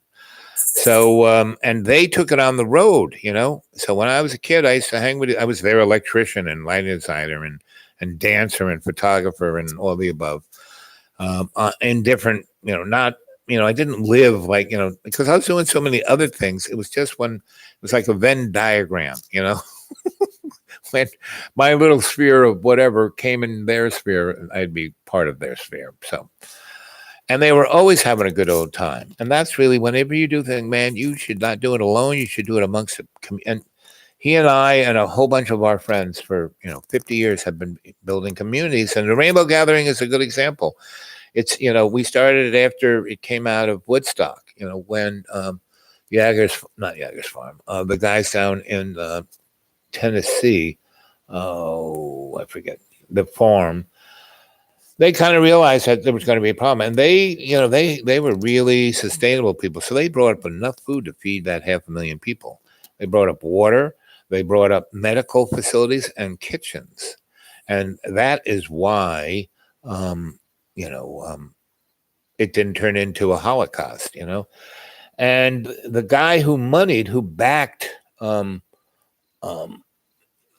Woodstock was Billy Graham of the Fillmore East and West. And he had his, Studer recording studio there on that stage. And he had his movie guys, meaning Woodstock would have been nothing without the album and the movie. And that was the brilliance of Billy Graham, and not the Christian guy, but the nice Jewish boy. And so he got the farm to come feed all these people, and like on an emergency basis. So they just bingo, because we had to switch from one site in Woodstock over to Bethel in Yasgur's Farm. And that's when we all kind of knew this could be bad. And so, that's when they brought in those guys. Anyway, so it was like Loaves and the Fishes. It was amazing. And so we, a year or two after that, it was so much fun that we did that. And so we had little gatherings out in the National Forest. And then we said, we should just have these big ones. We'll go to every state in the union, and we'll just keep doing this until peace, because we started out, incorporated ourselves in a nonprofit as the Rainbow Family of Living Light. And we did everything, we'd be scouts. We'd find a spot. We'd find people to focalize in their neighborhood once we found a spot. And then we'd be invited in these spots, but we knew what was needed, and we'd survey it. And, well, this is good, this is bad.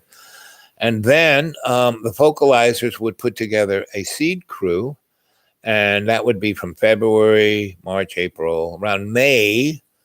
The shock troops of the seed camp would parachute into that area and set it up and get it ready for 20,000 people. Get trails, build bridges, get parking, get water. Figure out where to put the kitchens, where to have the meadow, where the kiddie village should go, and we would lay it all out. And each of the kitchens would come maybe 2 weeks before the end of seed camp, and so we could have a good enough time to set it up to facilitate 20,000 or more people. And so it was the people who got into it, like me and Garrick and a whole bunch of other folk. We had our own lives doing other stuff, but everyone kind of lived to go to the gathering, right? And the people at kitchens, they didn't. It wasn't like the government. They wanted money from the central bank. No, they would bring everything there and set it up. We would just lay out the place. The scouts and the seed camp. And then about June 27th, that's when the crowd started coming in. People wanted to get their nice camp or bring in other kitchens or build theaters like Nick at Night. And the Greenway was started back when I did Ithaca, and I had a lot of resources. And I right from parking, it was across this meadow, and I built this great arboretum where people walk through, and it said "Welcome Home" in flowers, and the path was like a golf course. This one girl goes, "I can't go in there. That's a golf course." I said, "No, honey, this is Welcome Home."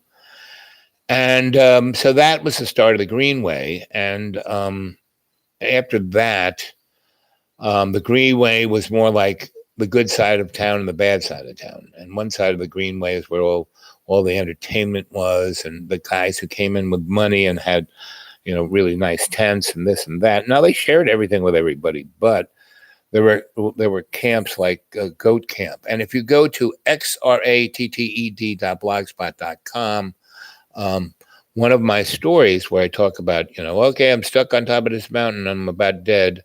I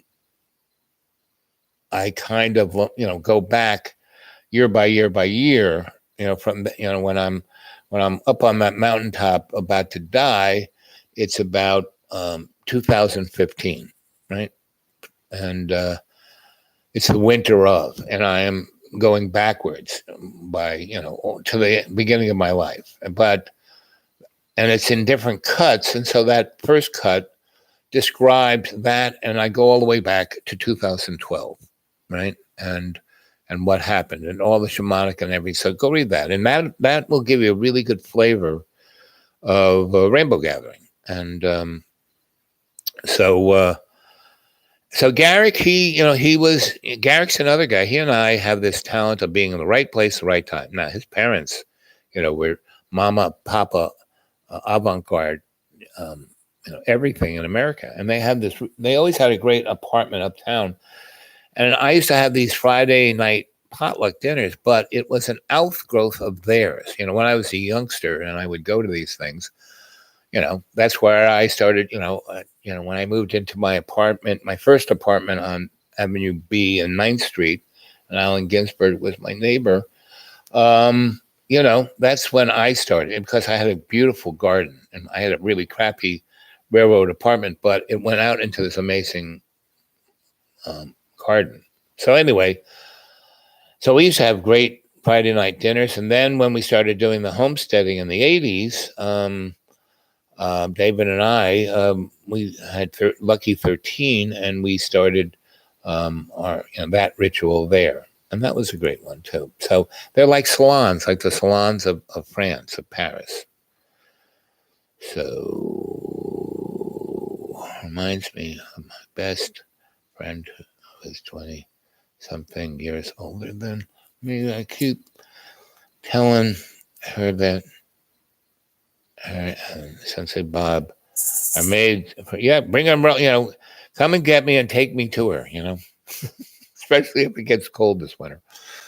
But I really want to make the traveling video art circus and take it on the road and have it little bits of all these things. Have it a little bit of the Paris Commune, have it a little bit of the Rainbow Gathering, have it a little bit of Burning Man, have it a little bit of all these things, because the only way this is going to change is through culture. We have to build a new culture, a culture that's based on love, empathy, forgiveness, and sharing, And all of the religions we have, Christianity, Judaism, Islam, Vishnu, Buddha, all of these, Shintoism, they're all based on this singular thing that all humans are the same and we're all brothers and sisters. And now it's all the things that are different about it. It's just, cultural things that seem different, but really are similarities. So, like Islam is based on hospitality. Christianity is based on unconditional love, Judaism, you would never think it, is based on unconditional forgiveness. Moses turned it around to have a wrathful God that killed everybody. So, and we're at this window where we can change our beliefs, and no longer use them as an excuse to be horrible and mean and cruel, where we can open our hearts in empathy and feel our fellow man and thus be generous, The other day, I went to this, again, Monday, I went to this march against this pipeline. And it was really beautiful. It was like about 200 people met in front of the big, nasty bank and, had, they got a permit and they had, speeches. And then they marched from there, about, I don't know, half a mile, give or take. From there up into the kind of Blackish neighborhood and over the railroad tracks where Martin Luther King's sanctuary is, where he'd come and talked, back in the day. And they got a statue of Martin Luther King, and they got all these nice benches that have recordings of his speeches, so you can be, motivated. So we went there, and so they had the big speech and people roaring and that, and then they marched in silence at half a mile or so.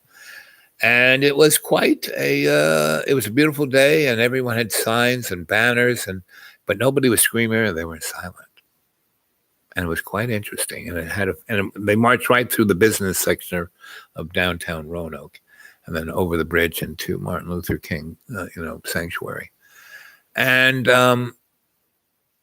those were the people I had that party with for the other 2 nights. And it really felt like in those 2 nights of our discussing all different things, and I pretty much spoke to everybody. I was there and I didn't sleep. As the night got longer and longer, and when those fires started and we talked about stuff, there'd be, 30, 40 people around each one. But, after 5 hours, it'd be like 4 or 5, the hard case ones. And I talked to everyone. And during the day when people were running around, I can't run around that much. So I was sitting at a table and, writing, my thoughts, and I had my cards and my other things people wanted reading, so the word got around, hey, there's this guy with big white beard. He really does pretty freaking amazing. What he does, I don't know what he's doing, but it's like, wow. So I talked to pretty much everybody one at a time, because when the group is there and they're, having like the group think, it's really easy to antagonize. So when I first got there, I kind of specced out the place. I put my hammock up. I figured out where the kitchen was. I brought every piece of food I had in my car. And so it wouldn't spoil. I said, here, you guys chop it up. And if you need somebody to chop things up, I'm a good chopper. And so I dropped all the stuff, but, the last bit of food I had that I was going to share with John and other people. And then this thing came up and I just gave them all that. Right. And so, and then, I got to talk to the kitchen staff and I gave them all readings. And then a couple of them had been working real hard for the last few days. So they saw it. So I gave them a few energetic, adjustments. And so that put out the word, well, boy, this guy's pretty interesting. And so, made my little campsite and then came over and sat at a table and started talking to people. And then they had this thing where all the people who have been, doing this fight against the pipeline told their story. And they were all like telling stories about getting arrested and, being up in trees that were going to be chopped down and, like war stories, right? So they go on for about 3 or 4 or 5 hours and they tell them all. And it's like building this animosity against the fascists, right? And they ball everybody up. The guys working on the pipeline, fascists. The guys who own the pipeline, fascists. The police, fascists, right? So I went to that site once about, 2 months, the day and a half before I got, excavated from the school. And I had to find someplace else. So I went to the Deep Green and spent 72 days there. I mean, from the day so it's 3 days after I spent a day with these guys up on the hill, and they were like, chaining themselves to the bulldozers, but they were doing it out in the woods and no one saw what they were doing. So they couldn't gather any community kind of dynamic. So they didn't reach out to the community too well. And so and they were like really negative against everybody. Well, before I hit those kids who were, right standing in front of the onslaught of the machines, I had to drive through the camp where all the worker guys had their pickup trucks and their trailers and this and that. And I went through them and basically what I got from every single one of those people, they didn't want to be there. They felt really bad because they had done construction like this their whole careers. And this was being done so bad. And the way they were ripping and tearing through this really virgin forest, they knew, once it started to rain, it's been ridiculously warm, it's going to be a mess. And they're behind schedule but the lowest man on the totem pole makes $52. The highest person running one of those machines makes $500 an hour. So everyone there is a slave. They're bought. They're economic bought. They all, if they didn't have that job, they wouldn't have another job. And they have a mortgage and their mother's in hospital and the kids are going to school. And so they don't want to do it. So those kids who were fighting against them, if they were to try and be their brothers, they could get something going, right? And so those kids yell at them and curse at them and spit at them. And then, of course, the workers think that these kids are, scum. And then the cops are bought out by the oil company. So they arrest these kids for nothing, right? And then, tie them up in court. Well, the way you do that is you become the police people's friends. I was involved in the anti-nuclear movement, and I helped stop a lot of nuclear power plants by just tying them up in court and stringing it out. And the more it took time, the more it cost the money, to the point it became, they would stop in the middle. There were more than 20 nuclear power plants that were stopped in the 80s because it was supposed to only take 4 years to build, and we dragged it out to make them spend 20 years. And so it cost them too much money. And even though they were charging the ratepayer, it just didn't make sense. So we stopped about 20. But what happened was Ronald Reagan signed an executive order. There are 140 nuclear reactors around America that should have been closed in the 80s. But because we stopped those ones that were going to take their place, he just signed an executive order saying these nuclear power plants can stay open as long as they can stay open, meaning more than 60 nuclear power plants in the United States are 40 years past their end of time date, when they were supposed to be decommissioned, and they're still going. And what this administration has done, the EPA and the NRA has passed new rules that they can up the power output of these reactors. So here are these things that have been worked 40 years over and when they're supposed to be done. And when you expose things to radiation, you break up the ability of the concrete and the steel to hold together, and you make it like a teacup. And now they're kicking these reactors at 20 and 30% over what they were designed to work at the red line limit. So they're running these things 20, 30% over red line constantly. And so, all these plants, they haven't been able to do anything with their nuclear waste. So they store it in pools. And that's what happened in Japan at Fukushima. The flood came in and washed away the backup power. And so those pools weren't being cooled. And within, 12 hours, they exploded. and spread that radiation all over the place, and it's still, and they still haven't dealt with it, right? And so that's kind of where it's like a race. Will something catastrophic happen? Because I have other friends of mine in the intelligence world, and so a lot of people call me up, and just like those two guys call me up and have conversations. They don't spill the beans about anything, but they want to know about. They know that I look at these long-term trends. I mean, I used to work where they work now, or they're not working there now; they're all retired. But once you sign into those worlds, you're never out of them. So, but I never signed in.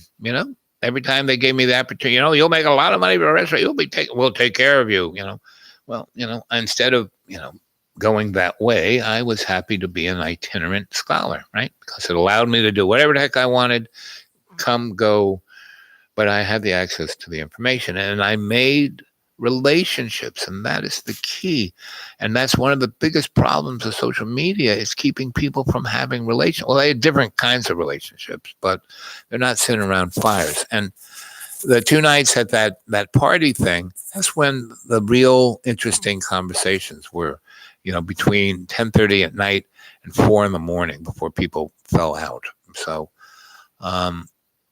after experiencing all this stuff in the last 5 days, I feel really good, because at the beginning, when I first got there and the people were telling their war stories, and then they asked for questions, everyone was so reverent of these people who had been hanging out on tops of trees, and all they gotten arrested. Meaning, when I was in the 1980s, when they had the Iran-Contra thing going on, and the El Salvadorians and Nicaraguans and all those people, just, they were running away from the death camps, and it's the same thing that's going on now was going on then. And that's one reason why we took all these abandoned buildings, to put people in them.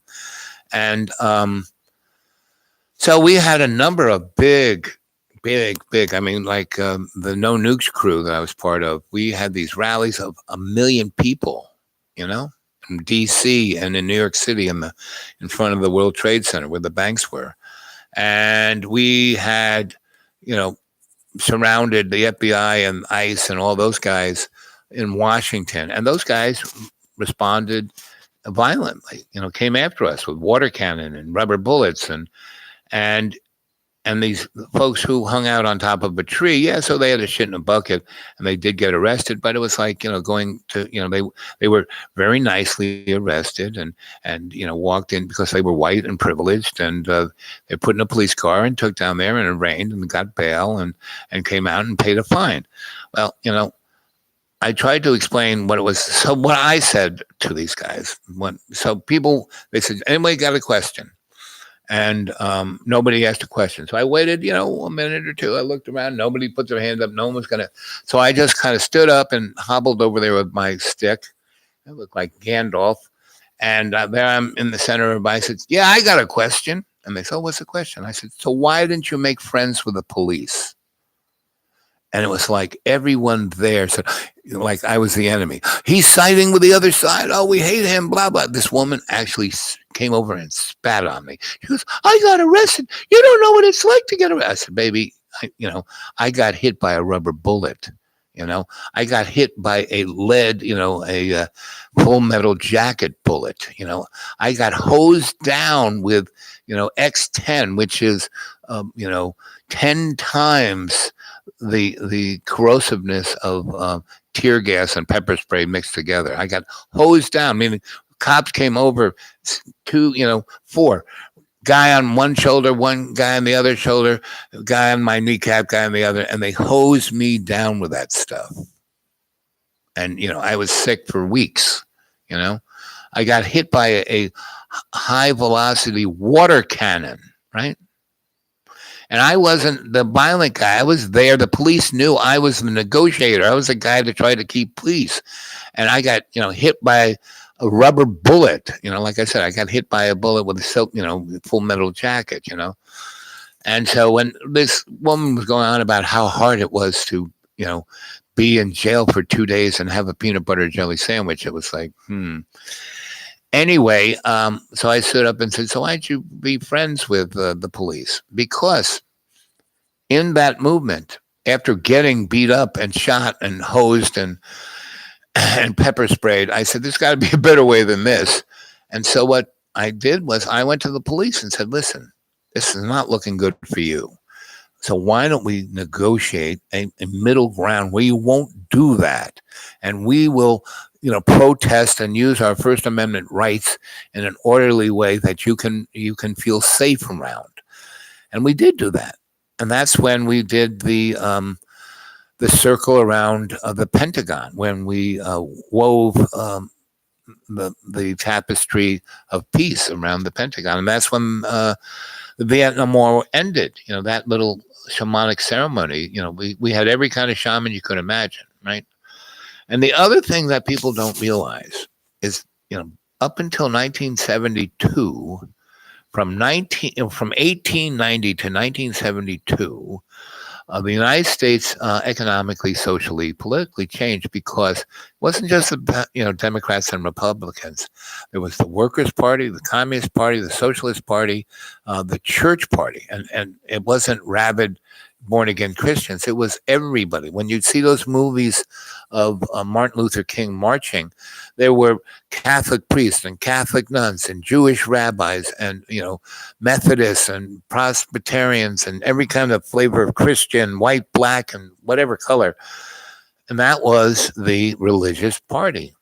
And all of those groups had congressmen, senators, governors, state legislators, and those 100 years was when America negotiated, right? Where everybody kind of compromised and got a better country.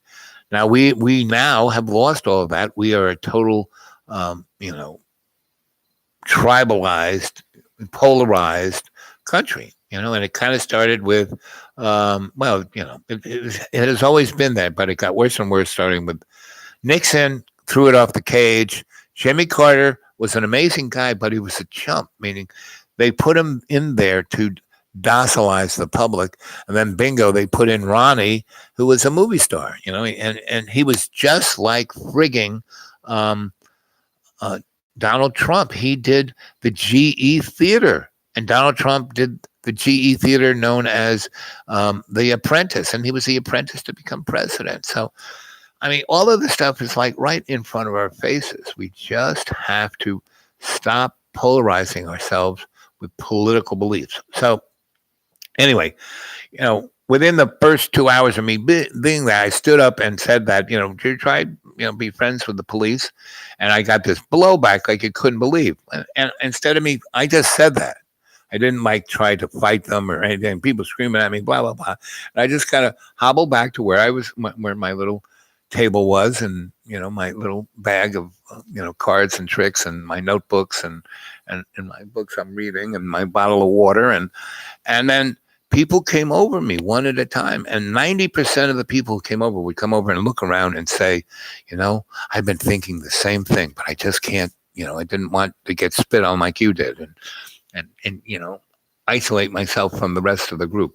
So anyway, what was interesting was, as people came over and one by one and said things of that nature and wanted to talk to me, they stayed. And so by dinner time, we had a circle of about 20 people and had a very interesting conversation where everyone's conversation started to change to what can we do to negotiate this, to get a compromise, not to have a war zone. And so that went on. And then we had dinner. It was a great dinner. Then the band showed, and we danced, and dancing is the greatest thing for organizing. And that was really loads of fun. And then around 10:30, 1 o'clock, we did a ceremony, which that's, every time I do this show, I do ceremony, And so then we went out to those fires, and each of those fires had 20, 30 people. So I just kept hobbling from fire to fire with my own little chair and listened, and then would say something, just like the most important thing that should have been said. So why didn't you become friends with the police? And, when I was in the indigenous people circle, and half the people were indigenous people, and the other half were, white bourgeois people who were on top of trees. And and they were polarized because the Indians going, you're white people, we hate you, and the white people were, oh, but we love you, Indians, and they were like, they didn't realize how condescending they were. And anyway, I listened to this go on for about 30 minutes, and then I said, guys, does anyone know what the term all our relations means? And the Indians all went, aho.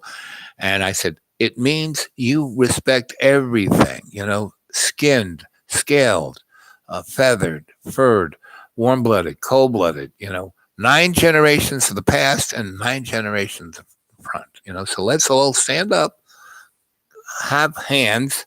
And I have a friend there, she's really a great native Manahi Indian, and she and I go way, way back. I know her all the way back to my days with Grandpa Two Trees, and she's got a great voice, and she knows every union song, every organizing song, every Indian song, and so she sang a really beautiful Manahi song, and even though you don't know the words,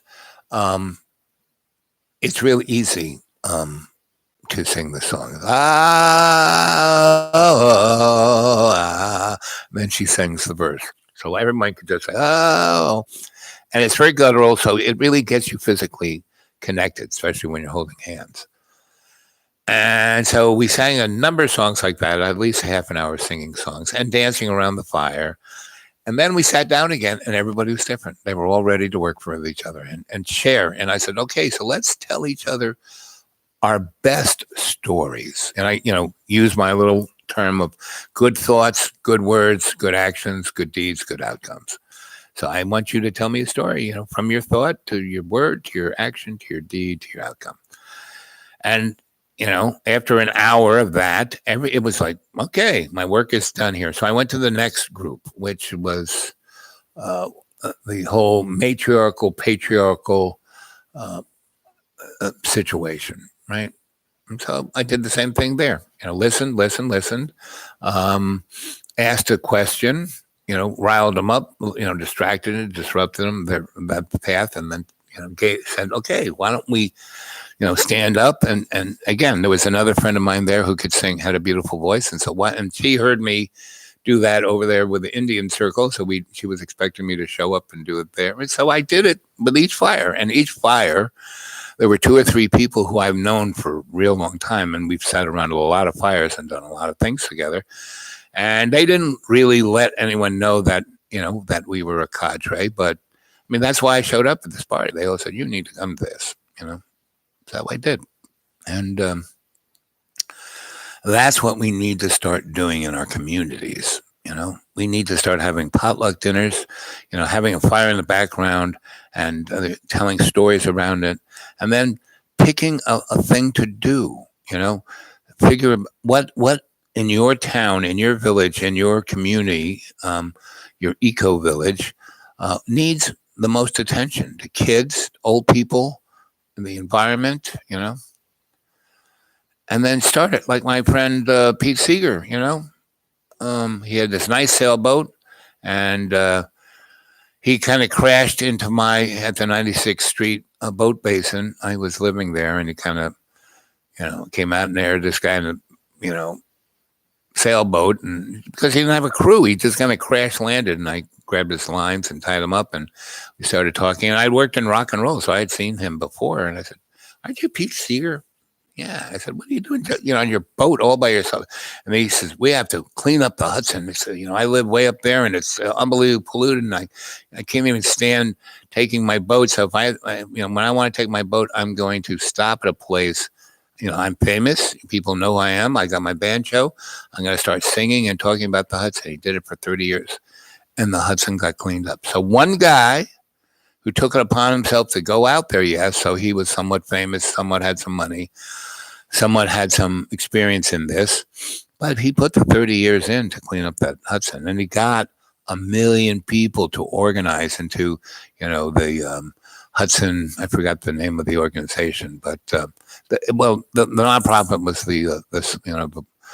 sloop, the blue sloop, the whatever the name of it was. But, that's what we need to start doing. And this is the time to do it, because we are right at just like what it was like in 1958, meaning we had that whole Cold War, McCarthyism, fascists of everyone had to look the same, have the same Ford, have the same shirt, and it kind of broke out, and it broke out as my friend Brett is talking. He's always about, because he experienced that time, and that's why he is so about information, because he was going to some college, a white privileged guy, and summertime comes and he doesn't have the regular job, so he says, he sees this, anybody wants to volunteer and be a freedom writer. He said, that sounds interesting.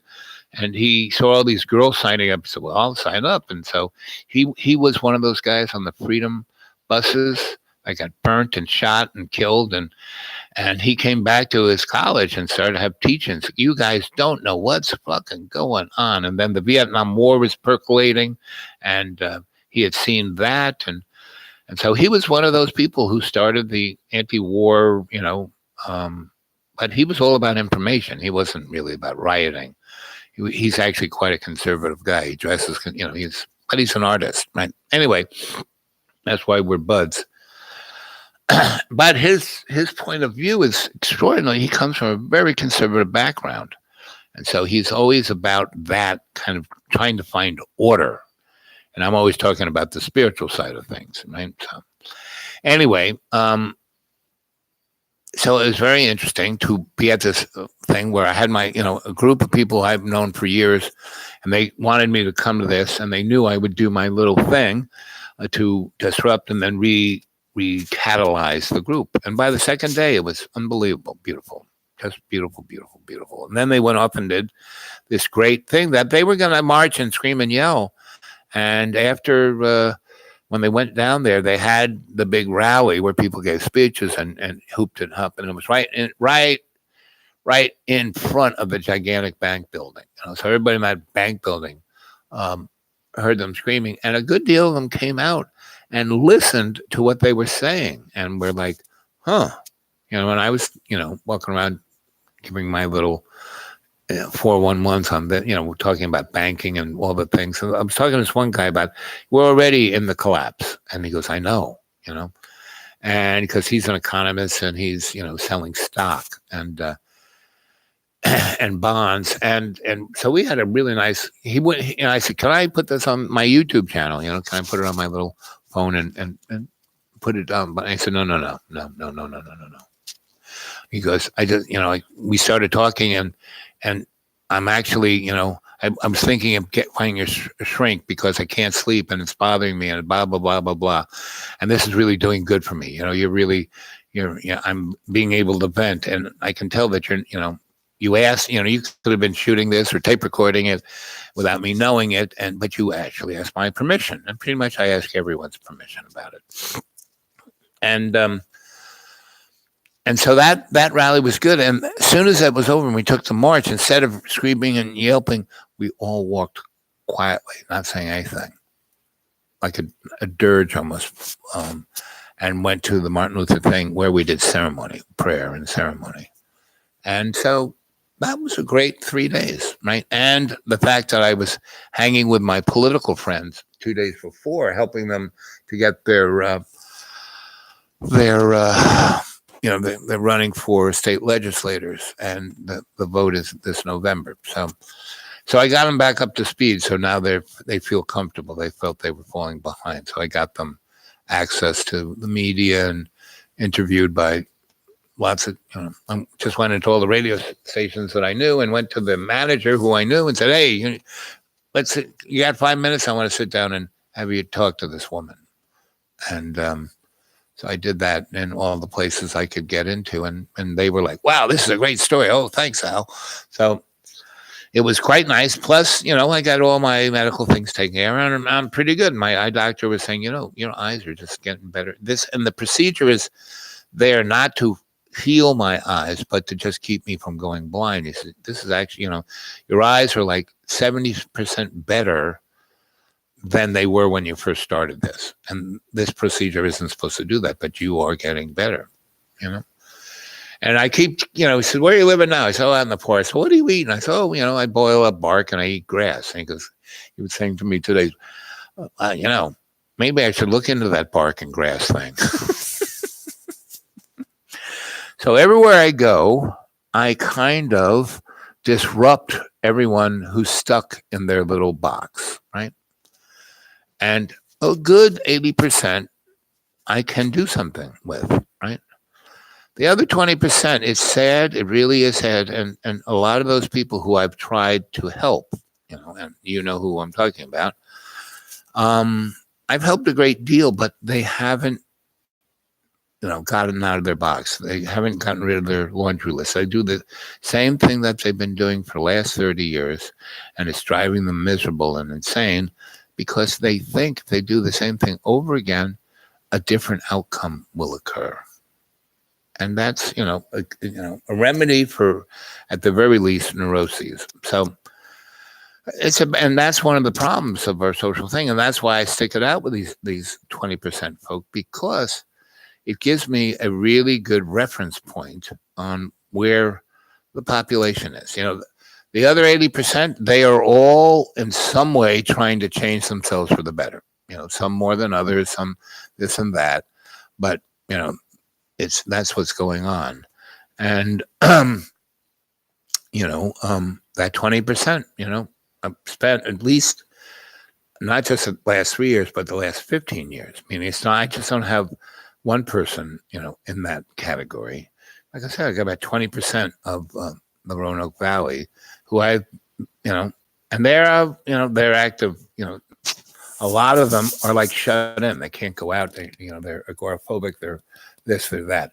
But there are a lot of them that, have jobs, have careers. They hate everything they do.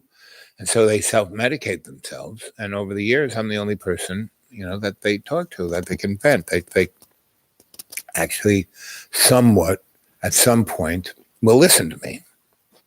But over the years, they haven't changed. And as my mother would say, you can lead a horse to water, but you can't make him drink. But they are a good vehicle for me to try out my different ways of trying to get people to heal themselves, right? So you can't just, work on the, you're preaching to the choir. You got to go a step outside. I have to step out of my own little comfortable box, right?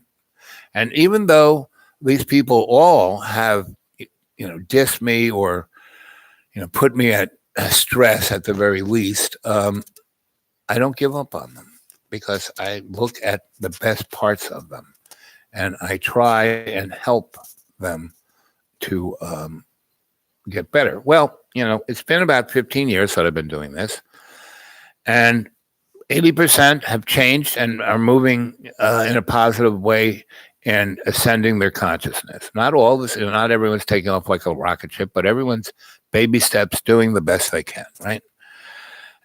But that other 20%, not so much, because they are stuck in their ego selfishness and they won't let their better self come through. And they don't put positive thoughts in their head. They put negative thoughts.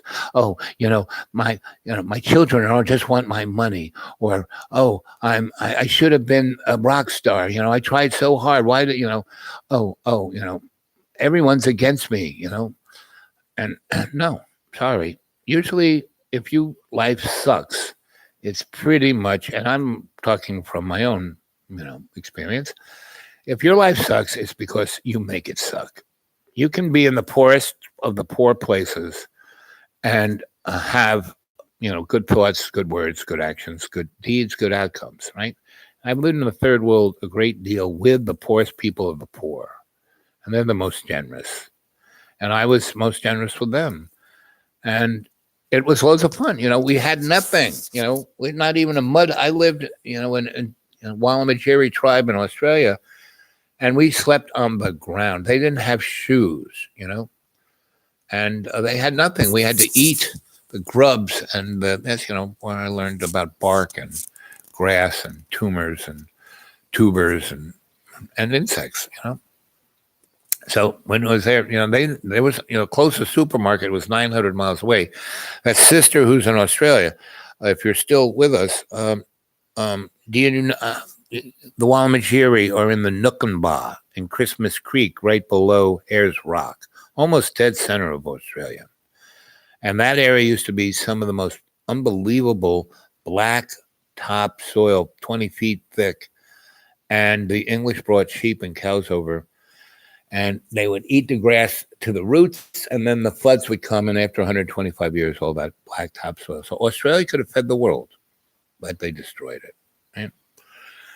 So, and these people, their tribe, you know, in the 60s, late 60s, they found iridium, titanium, cobalt, and uranium on their land, and the government and the corporations came out and just shot everyone in the head. They didn't say, oh, we're going to move you someplace. They just shot them in the head. And there were about 9 or so that were out picking berries, and they didn't die. And those are the people I was hanging with. And I was sent out there by the government to do ethnography on them and identify all their sacred sites. So when they were going to dig everything up, they could put like a little fence around the sacred site, and they could say, see, we're respectful of the Aborigines. You know, well, the freaking sacred sites was a whole Nookenbah, not just 6 little, you know, squares out there in the middle of nowhere. And we're coming to a hiatus. So there's a book called The Last Wave, and also another one called The Mutant Message. And that book has relevance for us all. And because the people who are sensitive receive the mutant message, you know, all of you guys who are the cadre, you're receiving the mutant message. You know, every time I do a guided meditation, you're receiving the mutant message, right? And how long have we been doing this now? 2 hours and a half. So are you guys up for, how many are watching? 5, okay. Are you guys up for doing, you know, ending this with a guided meditation where we will go through our Akashic record into the Nookenbah and hang with my tribe of Walmagiri, of the 9 that was left out of the 600. You up for that? Anybody want to do that? Stacy, you want to do that? Stacy, are you the sister from Australia?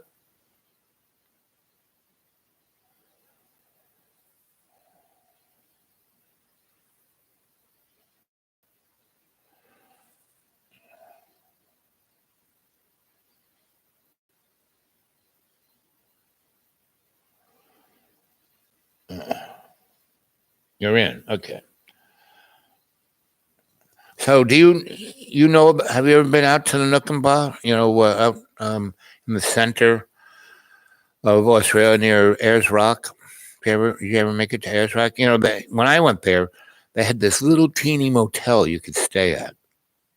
And you know the movie where the parents were blamed for the murder of their kid after, you know, somebody tried to say the dingo ate my baby? I was there when that happened at that motel. And after that happened and all the notoriety, blah, blah, blah, they closed down that motel and basically sealed off Ayers Rock from tourists because it's such a amazing place. Like when you go into the caves in the base of Ayers Rock and you sit down and meditate, you know, the drawings that the, you know, tourist guy he tries to draw up there, stick figures. Well, he's drawing over the stuff that has been drawn on those walls for a millennia. And if you sit in front of them and meditate, the wall becomes like a moving picture, just like a flip animation. And if anybody, you know, 1 out of 10 tourists who go there are somewhat sensitive, and they get that energy. So did you ever make it out there, Stace?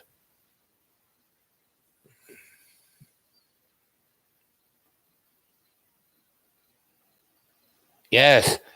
And the other thing why they climbed Ayers Rock down, it's a rock the size of Manhattan. And it's not like an inclined plane. It's like a cliff all the way around, right? And you can't climb it like alpine climbers with pilons and picks and ropes and stuff. But there is a path that you walk up that's straight up, and it has its own gravitational field. So you can walk up the side of this mountain without any kind of, like in high heels, and you can do it. And once you get up there, it's the size of Manhattan. It's like miles, and all the way around. And there are places that they have little fences around. If you walk across that, it has a gravitational field that's pushing away. So if you walk over that space, it'll throw you off the mountain. So, Stacy, have you ever heard of any of that? Yeah, that she was telling the truth.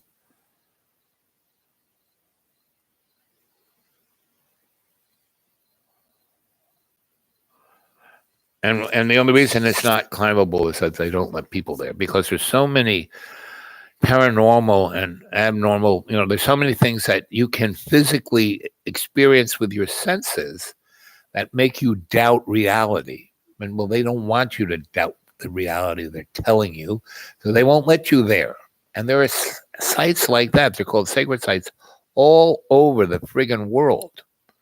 And most of the sacred sites all over the world have been turned into dump sites, so people don't even go there, especially in Ireland, Scotland, in North Africa, a lot of places, Spain.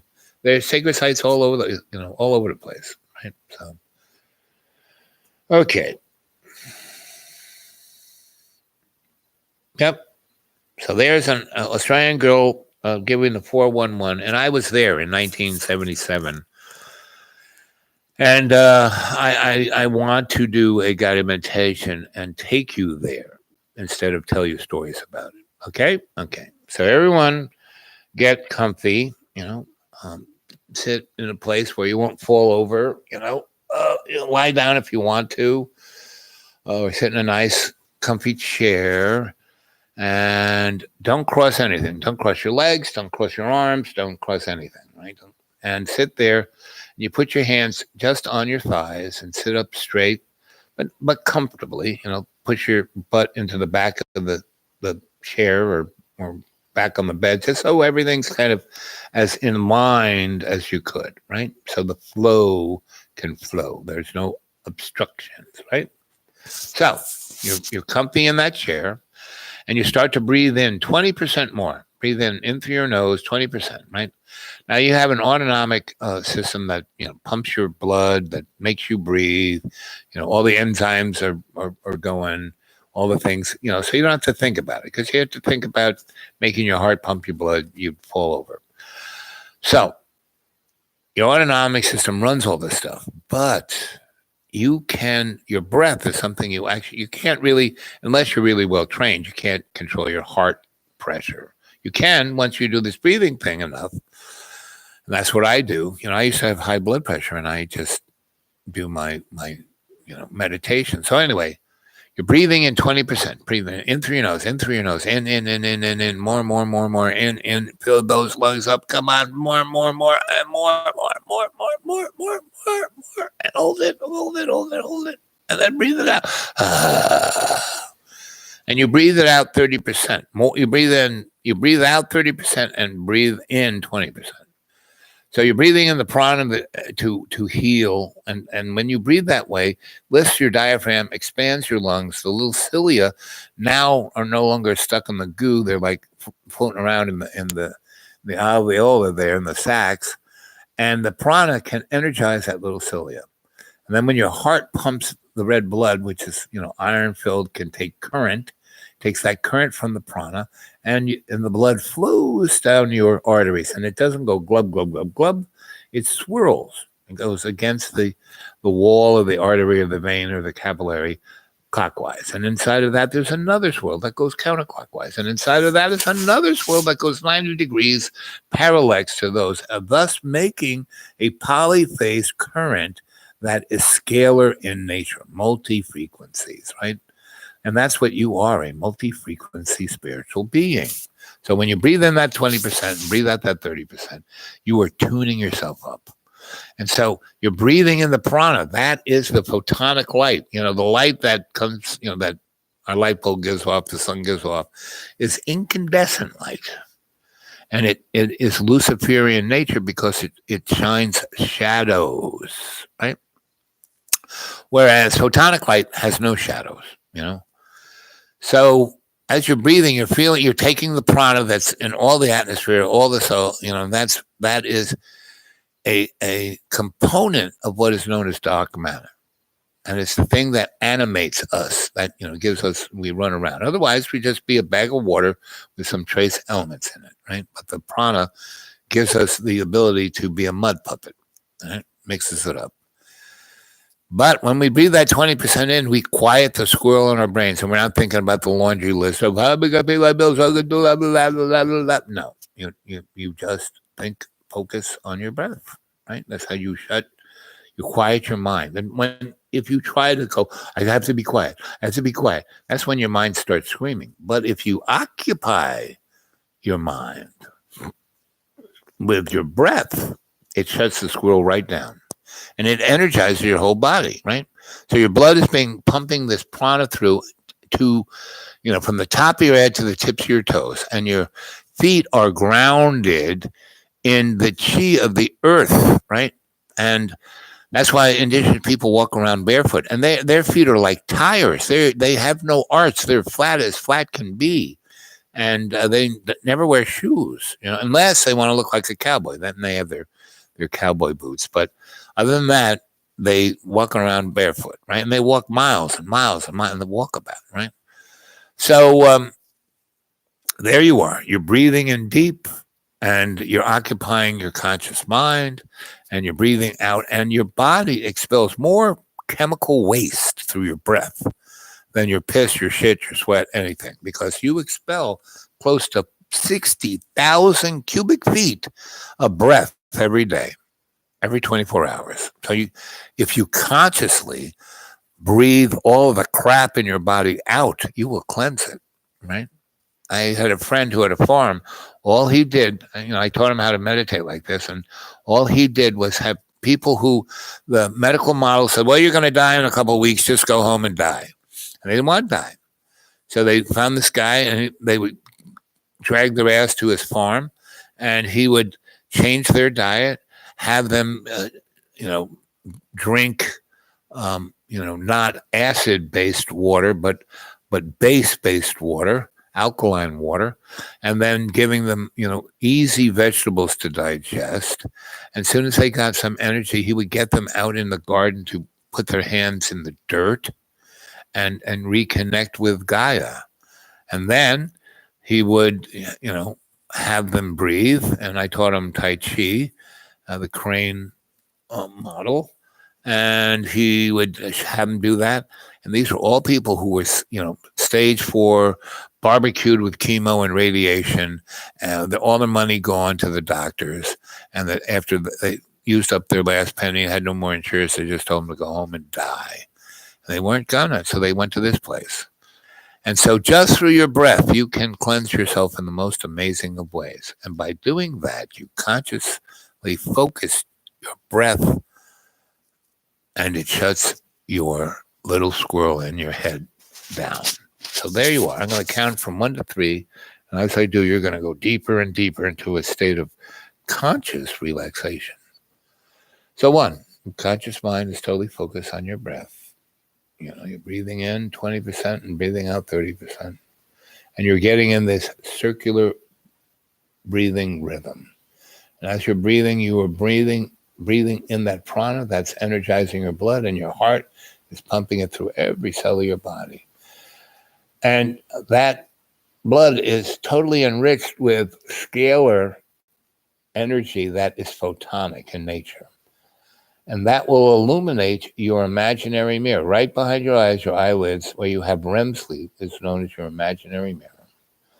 And you're taking that photonic light and focusing it there, and you are viewing every cell of your body, and you're seeing your mitochondria dance around every cell as it separates. It's going through mitosis. And as the cell unzips its RNA, and the energized photonic mitochondria is flashing around each cell like a light, hundreds, thousands of lightning bolts.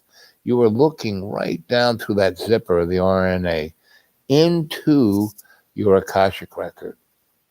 And then, bingo, 2, you're standing right in your imaginary mirror. It's all lit up with photonic light.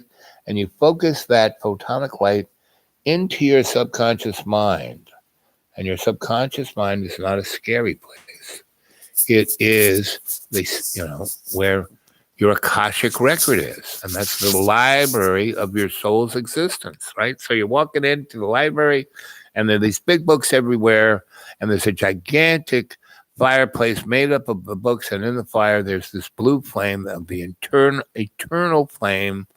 And there's some really beautiful lounge chairs in front of the fireplace, and behind them there is a reading table, and behind that is a reading chair, and above it is this light that is photonic in nature, no shadows.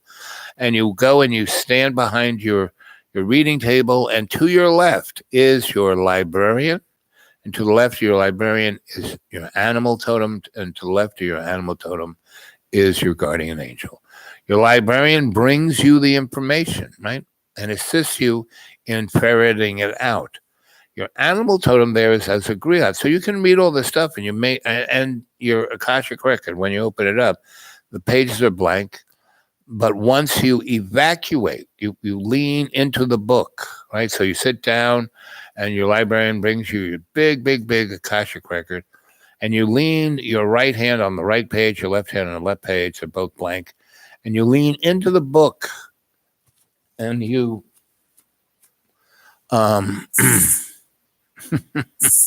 this paranormal creature just sat down right next to me and put its hand, I don't know whether it's guy or girl, but put its hand on my shoulder and tweaked my ear, and I didn't see it even arrive, sit down, or put its hand on my shoulder. It wasn't until he tweaked my ear. And I looked at it, and it was like, it was something that could really scare you. But I looked at it as something sweet. And its light lit up on the inside of it and turned pink, and not like nasty, bloody something, but pink. And it was, once I really focused on it, I realized it was a cell being illuminated by the photonic light. And it was like a universal cell, not mine, but, Gaia's cell. And it's trying to be nice, but the room is starting to fill up with these things, and they all look kind of different. But anyway, you are putting your anger and your fear and your self-loathing, you're eliminating this. You are evacuating it, right? And then once you have all of that darkness out of you, you close the book, boom. And now you feel light, like you could float through the air, because all of that angst, all that tension, all of that, you make me feel so anxious just being here. Just your presence makes me upset.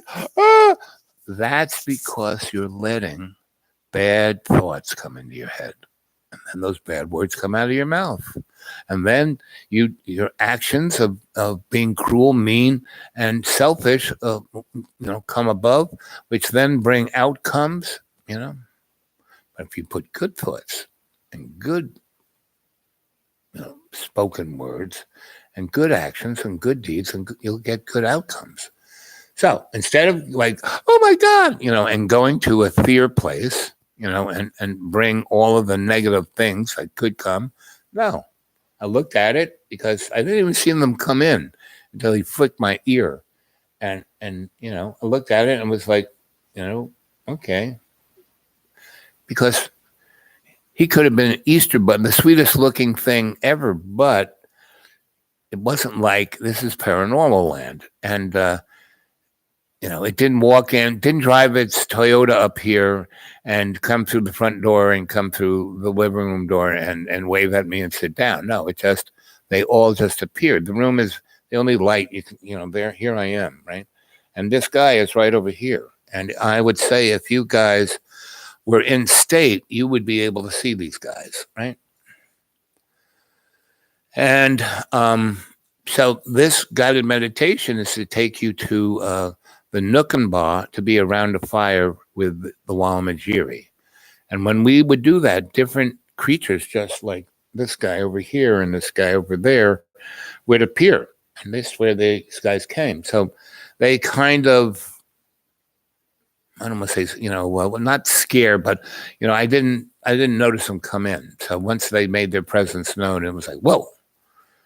But once I didn't let my adrenaline take it away and disrupt, because I'm doing the circular breathing that you guys, and I'm breathing that 20% more and breathing out that 30% more, but I'm doing it in a circle way. So it's not like, oh, there's another little munchkin coming. Hey, buddy. Opie, how you doing? Good, buddy. Yes. Good, Opes. So mommy's coming up the hill? Okay. Well, the folks who own this house are coming, will be here any moment. They're coming up the hill. Opie came sooner. He's like a little pig. He's such a cutie. But he's really ferocious, man. He protects this family. People he doesn't know, he really goes after. But anyway, so there you are in your Akashic record, There you are with your librarian bringing you information. So you open up the book and there's the screen. You see it. You see the outback. You see the Aborigines. You see the circle, the fire. You see the paranormal creatures that are sitting around me, right? Like I got my arm right around. Woo, woo, woo, woo, woo. Guy put his hand under my shirt. Stop that. I just do this and he puts his hand under my shirt and tries to get inside of me. That's, come on. Respect. Be nice. I haven't done this in a while. I mean, I meditate every day 4 or 5 times, but I haven't gone to the spirit site for a good deal, a good long time. So, but you guys who are there, who are breathing, are, if I say goodnight, Gracie, in a few minutes, you will still be there. And you will be there and you'll be able to navigate it yourself. You won't need me, So, did you make it back? Are you out there, girl? Yep, she's out there. She's being quiet and respectful. So I'm going to say goodnight. And because we've been on almost three hours here. So, Stacy, welcome home. And remember, you can get a hold of me at Gmail, thedudeawake@gmail, right? And go read my novels and theses on my xratted.blogspot.com. And those are the 2 best ways to communicate outside the live chat here. And I have more than 700 shows on the channel of Dreamy Dreamland with Sensei Al-Bab. And I would suggest that if you want to start looking at these things, get yourself a dartboard and throw a couple of darts at the dartboard, and whatever number if it's like 22, go look at show 22. If it's 140, go look at show 140. If it's 690, go look at that show. And every one of these shows is, before I do it, I get into a shamanic state. So they're energized in that shamanic way. And so I love you guys. And I want you to navigate through all of this on your own, and your guides will be there. The old crone is there. All of the folks who can, you see your librarian, your animal totem, and your guardian angel, and your librarian brings you the information. The animal totem is your griot, tells you a story about things you don't understand. And your guardian angel always has your back, right? I mean, why I didn't freak out with these creatures all around me. They kind of sifted out as soon as Opie showed up. What's that? My guardian angels got my back. And I knew there were no evil ones here. So, and there is no such thing as good or bad or evil. You hear that? Hear that?